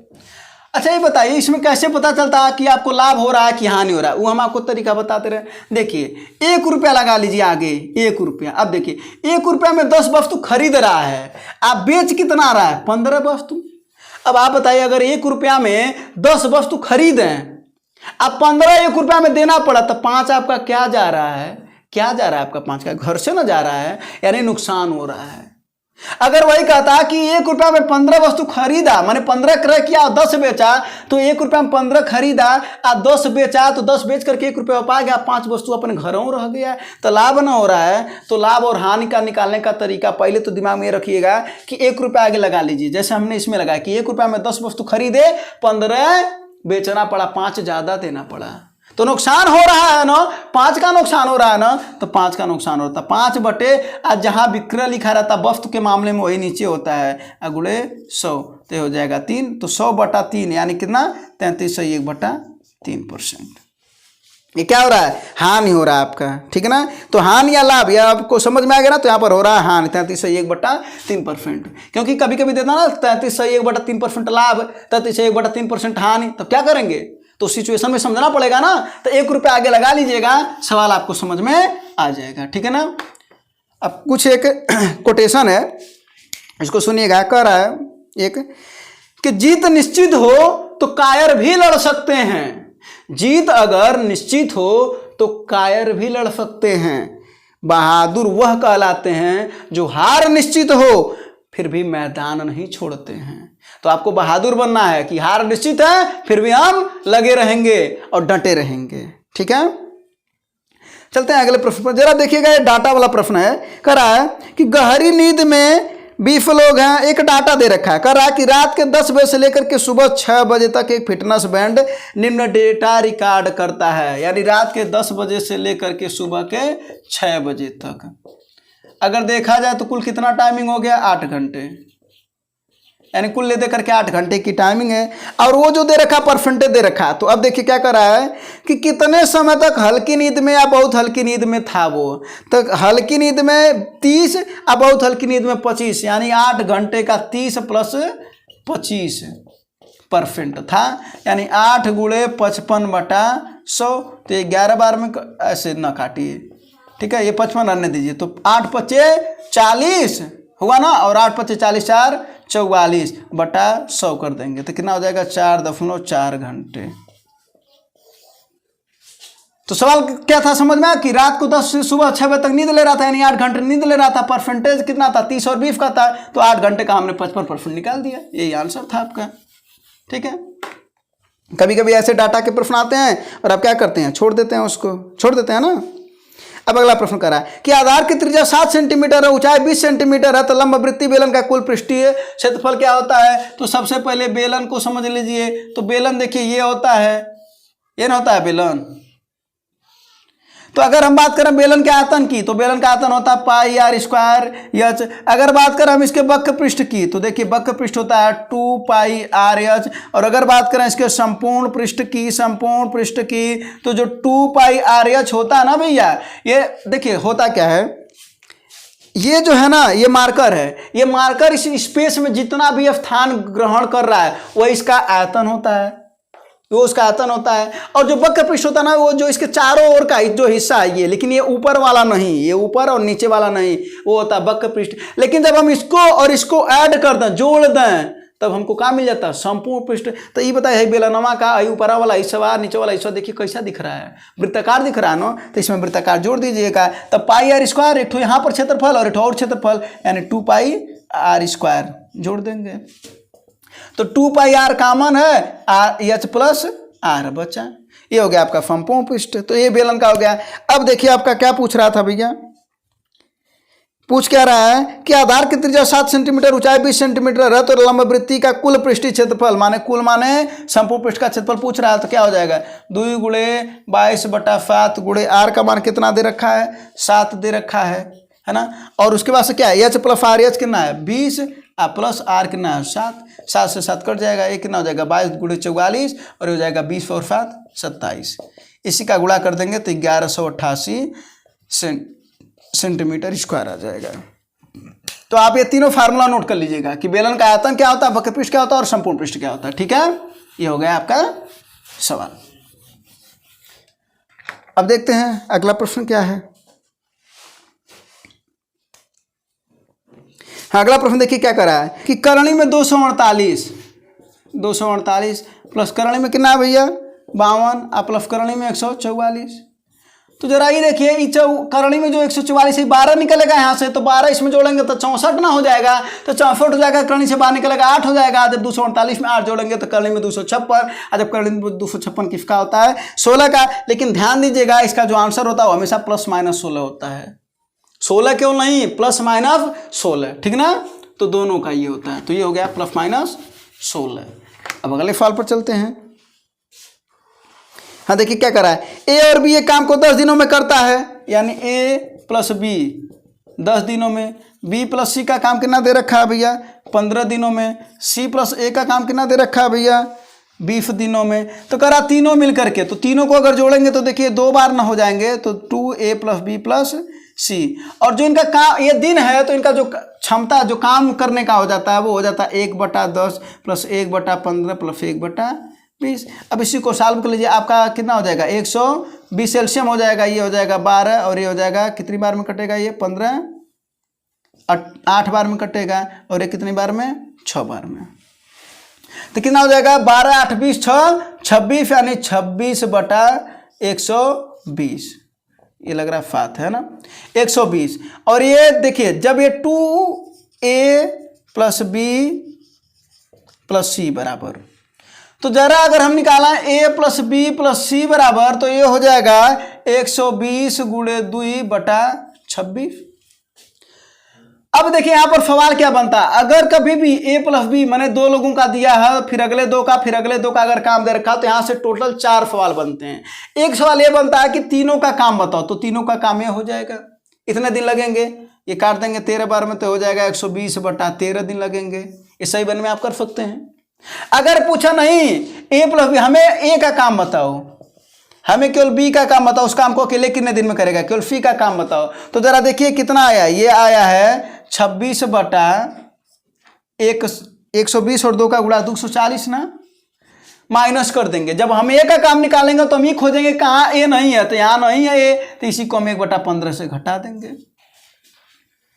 ठीक है। अगर वही पूछेगा बी का काम बताओ, तो 26/240 माइनस बी, तो देखेंगे बी कहाँ नहीं है, यहाँ नहीं है, तो सी प्लस ए यानी ये 1/20 कर देंगे, इसको घटा देंगे। अगर सी का काम निकालेंगे तो 26/240 माइनस सी का काम निकालेंगे तो यहाँ पर नहीं है, तो 1/10 कर देंगे ना। अब देखिए क्या पूछ रहा था आपका, सी का काम पूछ रहा था ना, तो सी का काम निकाल के दिखा देते, बाकी आप हमको आंसर बता दीजिएगा। यहाँ पर टोटल 4 सवाल बनते हैं, तीनों का काम, ए का काम, बी का काम और सी का काम। तो ये किसका पूछ रहा है, सी का काम, तो जरा देखिए ये कितना हो जाएगा, 240 एलसीएम हो जाएगा, ऊपर हो जाएगा 26 माइनस ये कितनी बार में 24, यानी हो जाएगा 2/240, तो कितनी बार में कटेगा 120, यानी 120 दिन लगेंगे किसको, सी को काम पूरा करने में, अकेले पूरा करे अगर, ठीक ना। वही काम जब दो लोग मिलकर के पूरा करें तो 10 दिन में ये दोनों लोग, तो 15 दिन में ये दोनों लोग, तो 20 दिन में तीनों लोग पूरा कर रहे हैं, तो 120/13 दिन में। सी अकेला कर रहा तो 120 दिन में। ए का काम निकाल सकते हैं, बी का काम निकाल सकते हैं, तो वही कमाओ वही है, पूरा ऐसे ऐसे लोग कर रहे हैं, ठीक ना। तो इस पर 4 सवाल बनते हैं टोटल, और ये चारों सवाल कोई न कोई एक सवाल आपकी परीक्षाओं में कभी न कभी दिखने को मिल जाते हैं ना। चलिए अब फिर अगले प्रश्न पर चलते हैं, फिर अगला प्रश्न समझते हैं कि अगला प्रश्न क्या है। करा यदि समबाहु त्रिभुज की लंबाई इतना है, तो आइए समबाहु त्रिभुज, देखिए ये समबाहु त्रिभुज है, तो समबाहु त्रिभुज है, तो समबाहु त्रिभुज का जो क्षेत्रफल होता है वो देखिए क्या होता है, वो होता है करणी में 3/4 गुणे भुजा का वर्ग। चूंकि इसकी भुजाएं क्या होती हैं, सब बराबर होती हैं। अगर बात करें परिमाप का, तो परिमाप बराबर होता है, तो मान लेते परिमाप अगर ए है तो a + a मतलब तीनों भुजाओं को जोड़ दो ना, उसी को परिमाप कहते हैं। तो a + a माने 3a परिमाप हो गया। अगर बात करें कि अगर समकोण त्रिभुज दे रखा है, तो अगर हम इसके क्षेत्रफल की बात करें तो होता है 1/2 गुणे आधार गुणे ऊंचाई, ये होता है। अगर कोई भी एक त्रिभुज रहे, अगर इसका क्षेत्रफल ज्ञात करने की बात रहे, तो ये होता है करने में S minus A, S minus B, S minus C, इसको लिख लीजिएगा। जहां पर यस बराबर होता है a + b + c/2। अब भुजा दे रखा हो 6, 7 और ये दे रखा हो 9, तो आप ज्ञात कर सकते हैं, नहीं ज्ञात कर सकते हैं क्षेत्रफल, तो ऐसे भी सवाल बनते हैं। तो 3 त्रिभुज का मैं आपको बता देता हूँ क्षेत्रफल, इसे फार्मूला लिख लीजिएगा। अब देखिए अब सवाल आ जाते हैं, ठीक ना। तो सवाल क्या है, सवाल कर रहा है कि 6 सेंटीमीटर है, तो देखिए क्षेत्रफल निकालेंगे तो करणी में 3/4 गुणे भुजा का स्क्वायर माने 6 गुणे 6, 2 दूना 4, 2 तिया 6, 2 तिया 6, 3 त्रिका 9, 9 करणी में 3, यानी क्या है क्षेत्रफल समबाहु त्रिभुज का 9 करणी में 3। तो इस फार्मूले को भी लिख लीजिएगा, इस फार्मूले को भी लिख लीजिएगा और इसको भी लिख लीजिएगा। तो ये 3-4 फार्मूले हैं, आपकी परीक्षाओं में ये सब भी सवाल बनाते हैं, है ना। फिर चला अगले प्रश्न पर। अब अगले प्रश्न को समझते हैं। अगला प्रश्न देखिए क्या करा है, करा ए बी और सी का अनुपात दे रखा है, यानी a/b दे रखा है कितना 2/3, अब b/c कितना दे रखा है 4/5। तो देखिए ऐसे सवाल में ना हम ये देखेंगे ना कि कौन कॉमन है, कौन दोनों हुन में है। तो दोनों हुन में कौन है, बी है, तो यहाँ पर बी 3 है और यहाँ पर बी 4 है, तो यहाँ पर 4 का गुणा कर दीजिए, तो ऊपर भी करना पड़ेगा, और यहाँ पर 3 का गुणा कर दीजिए तो नीचे भी करना पड़ेगा। तो देखिए कितना हो जाएगा 4 दूना 8, 4 तिहाई 12, आई कितना हो गया 4 तिहाई 12 और 5 तिहाई 15। कहाँ ऐसा किए हैं, क्योंकि 12-12 क्या हो गया बराबर हो गया। तो अब a/b/c निकाल लेंगे तो कितना हो जाएगा 8/12/15। अब क्या पूछ रहा है, पूछा आपका रहा है, कुछ भी पूछ सकता है यहाँ पर देखिए सवाल। तो कह रहा a/c, तो a/c यानी 8/15। अगर कह देता है इन्हीं तीनों का, अगर कह दे कि कुछ रुपया जैसे इन लोगों को दे दे, तो कह दे कि अगर इनके पास 350 रुपये हैं, तो अलग अलग इनका हिस्सा बताओ। तो आप क्या कर सकते हैं, 12 8 20 10 30 5 35, यानी 35 बराबर 350, तो 1 बराबर 10, तो ये हो गया 80 रुपया, इसके पास 120 रुपया, इसके पास 150 रुपया। ऐसे भी सवाल बनते हैं ना, तो ये ध्यान दीजिएगा। तो आपको निकालने का यही तरीका है कि इसमें हम ये देखेंगे कि कॉमन आखिर कौन है। क्या देखेंगे, कॉमन। ठीक है, अब अगले सवाल पर चलते हैं और देखते हैं कि अगला सवाल क्या है। बस कुछ सवाल और हैं। देखिए क्या करा है कि यदि 2 पाइप एक टैंक को 20 मिनट और 30 मिनट में भर सकते हैं, यानी एक भर रहा 20 मिनट में और एक भर रहा 30 मिनट में, तो इसका एलसीएम कितना हो जाएगा 60, और ये कितनी बार में भरेगा 3, और ये इसका क्या हो जाएगा 2, यानी 20 और 30 का एलसीएम हम लेते हैं 60, फिर 60 को 20 से काटते हैं तो 3 आता है, ये इसकी क्षमता होती है, फिर 60 को 30 से काटते हैं 2 आता है, ये इसकी क्षमता होती है। तो कुल क्षमता कितनी हो गई 5, तो कुल काम है 60 और कुल इनकी क्षमता है 5, यानी कितने मिनट लगेंगे 12 मिनट लगेंगे। इन दोनों को एक ही साथ कर दें। ये पहला तरीका हुआ। दूसरा तरीका हुआ जी 1/20 और 1/30, दोनों को उल्टा करके जोड़ दीजिए, तो कितना हो जाएगा 20 तिहाई 60 एलसीएम हो गया, और कितना हो जाएगा ये 3 बार में कटेगा ना, तो 3 और ये 2, यानी क्या आ जाएगा 5/60। इसी को उल्टा कर देते तो दिन आ जाता है, तो इसी को काट देंगे तो कितना आ जाएगा 12 मिनट, दिन नहीं समय, मतलब 12 मिनट आ गया। ये दूसरा तरीका हो गया, यानी उल्टा करके जोड़ दीजिए। लेकिन अगर यहीं पर ये सवाल कह देता कि 20 मिनट में भर तो रहा है और 30 मिनट में, लेकिन एकांतर रूप से भर रहा है। कैसे, एकांतर रूप से, ध्यान से समझिएगा। एकांतर का मतलब एक दिन ही खुल रहा है, अगले दिन ही, एक दिन ही। तब हम क्या करते हैं, तो देखिए यहाँ पर 3 2 5, यानी 1 मिनट का काम हो जाता है इन लोगों का, 5 काम। वहां पर क्या होता है, वैसे 3 ये करेगा 1 दिन में और ये अगला करेगा 2, तो ये हो गया 2 इकाई बराबर हो जाता है 3 2 5, यानी 5 कमा होगा। तो 5 कमा में कैसे आएगा 60, यानी 12 का गुणा करना पड़ेगा, तो इसमें भी 12 का गुणा करना पड़ेगा, यानी 12 दूना 24 मिनट तब लगेंगे। ये ध्यान से समझिएगा। जब एकांतर काम करते हैं, यानी रुक रुक करके काम करते हैं, ठीक है ना, तो जब रुक रुक करके काम करते हैं तो 24 मिनट लगेगा इनको, ठीक है, क्योंकि तब 2 बराबर हुआ 5 और यहाँ पर 1 बराबर हुआ था 5, 3 2 5, यानी 1 बराबर हुआ था 5। ठीक है, तो ये भी सवाल ध्यान दीजिएगा। चलिए, तो इस सवाल को भी आप चाहे उल्टा करके लगा सकते हैं, उल्टा करके जोड़ते रहिए, और नहीं तो आप ये वाला मेथड। हाँ, अगला सवाल देखिए, कह रहा है कि a + 1/a का क्या है भैया, होल स्क्वायर बराबर 3, तो इसका होल स्क्वायर कर दिया, यानी a² + 1/a² + 2 गुणे a गुणे 1/a, ये ना फार्मूला होता है, और इसका क्या बराबर 3, a से कट जाएगा, तो 3 उधर जाएगा तो क्या हो जाएगा a² + 1/a² बराबर 3 में से 2 जाए 1 आ गया। यही आपका पूछ रहा था। तो फार्मूला होता है, फार्मूला लिख सकते हैं, a + b का होल स्क्वायर बराबर क्या होता है, a² + b² + 2ab। a - b का होल स्क्वायर बराबर क्या होता है, a² + b² - 2ab। a² - b² का फार्मूला क्या होता है, एक क्वेश्चन में a + b, दूसरे क्वेश्चन में a - b होता है कि नहीं। a + b का होल क्यूब का फार्मूला क्या होता है, a³ + b³ + 3ab, क्वेश्चन में a + b।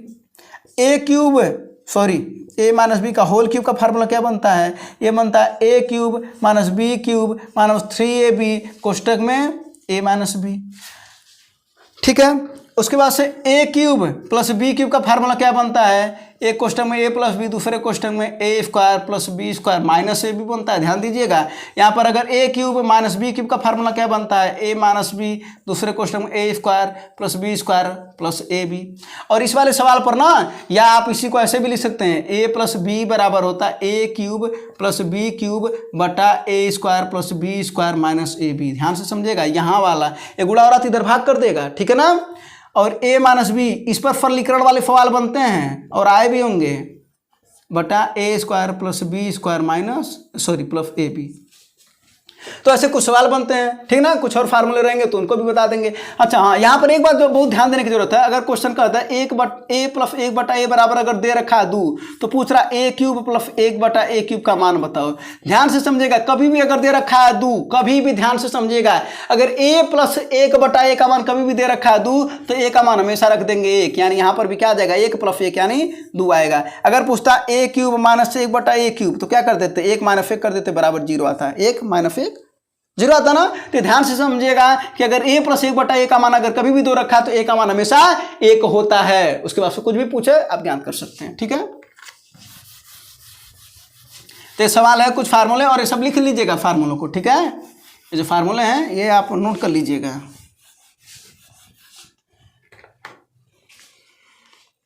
फार्मूले आपकी परीक्षाओं में पूछे जाते हैं, ठीक है। अगला देखिए क्या कर रहा है, 1/1 plus tan square theta plus 1/1 plus क्या है भैया cot स्क्वायर थीटा, ठीक है। यहाँ पर देखिए सबसे पहले फार्मूला लिख लीजिएगा। तो sine square theta plus cos square theta बराबर 1 होता है, ठीक है ना। फिर उसके बाद sec square theta minus tan square theta बराबर भी 1 होता है। Cosec square theta minus cot square theta बराबर भी 1 होता है। तो जरा देखिए 1 प्लस tan स्क्वायर थीटा, ये प्लस उधर जाएगा तो क्या हो जाएगा सेक स्क्वायर थीटा ना, ये उधर जाएगा तो ये सेक स्क्वायर थीटा यानी हो जाएगा 1/सेक स्क्वायर थीटा। अब प्लस ये देखिए 1 प्लस कॉट स्क्वायर थीटा, ये उधर जाएगा तो क्या हो जाएगा 1/कॉसेक स्क्वायर थीटा। और ये ऊपर जाएगा तो सेक, तो आपको पता होगा कि सेक कॉस का क्या होता है उल्टा होता है, तो क्या हो जाएगा ये कॉस स्क्वायर थीटा। और ये ऊपर जाएगा तो क्या हो जाएगा साइन स्क्वायर थीटा, क्योंकि कॉसेक साइन का उल्टा होता है। तो sine square theta plus cos square theta बराबर कितना आ गया 1 आ गया। इसकी वैल्यू यानी कितनी आ गई 1 आ गई। पहला तरीका ये है। दूसरा तरीका एक और है, थीटा का मान अगर आप चाहें तो 45 डिग्री रख दें। ऐसे कोई भी सवाल अगर कभी भी आया करे तो हमेशा थीटा का मान 45 डिग्री रख दिया करें। कितना 45। तो 45 रख देंगे तो क्या हो जाएगा भैया 1/1 प्लस tan 45 का मान होता है 1 यानी 1 + 1, और cot 45 का भी मान होता है 1 यानी 1 + 1 कितना हो जाएगा 1/2 प्लस 1/2 आधा आधा कितना होता है 1 होता है। तो ऐसे सवाल लगा सकते हैं। ये फार्मूला है, ये तीनों नोट कर लीजिएगा, ठीक है।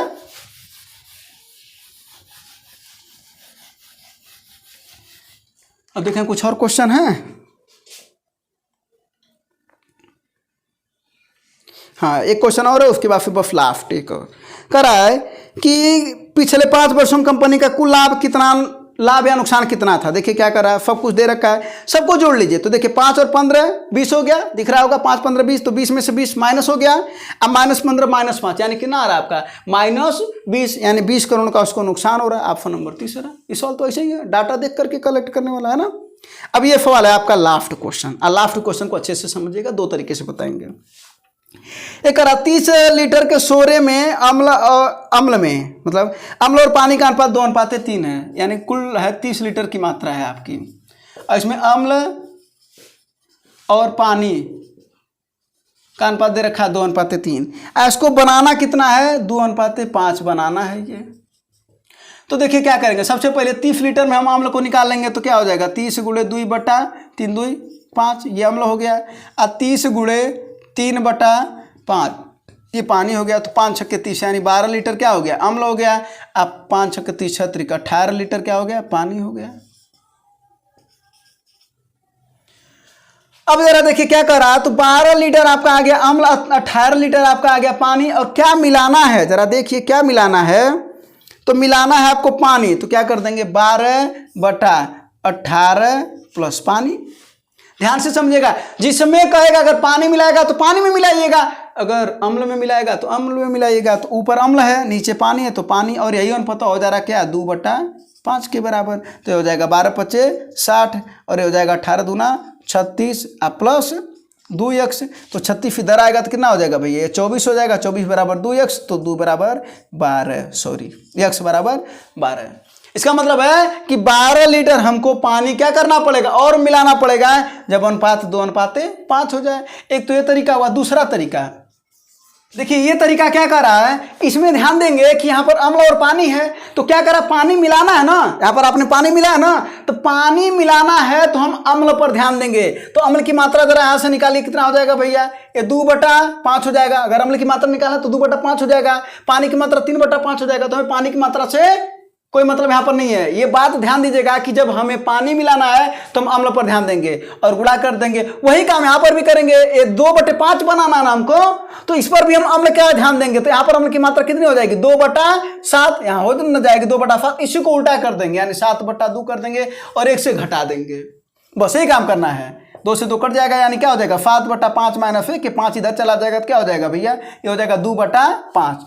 यानी 2/5 भाग ये आ गया।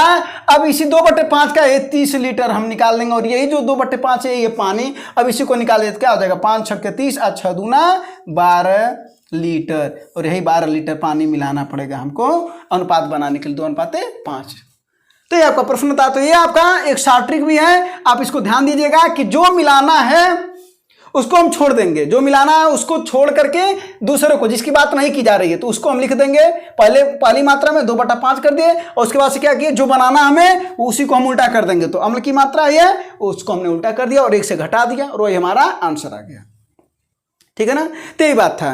तो यही सब आपके कुछ क्वेश्चन थे जो आपको बता देते। ये प्रैक्टिस सेट 1 है। इसी तरीके से आपको जो भी क्वेश्चन है कराए जाएंगे, और ऐसे क्वेश्चन को कराए जाएंगे जो आपकी परीक्षा में संभावित प्रश्न बन सकते हैं या पूछे गए हैं, वही प्रश्न कराए जाएंगे।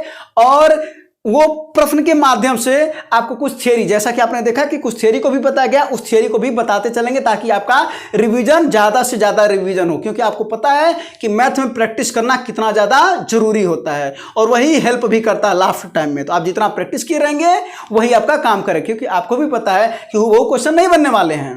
तो इस बात का आप ध्यान देंगे। तो बस मिलते हैं फिर आपको नेक्स्ट क्लास में। धन्यवाद, जय हिंद।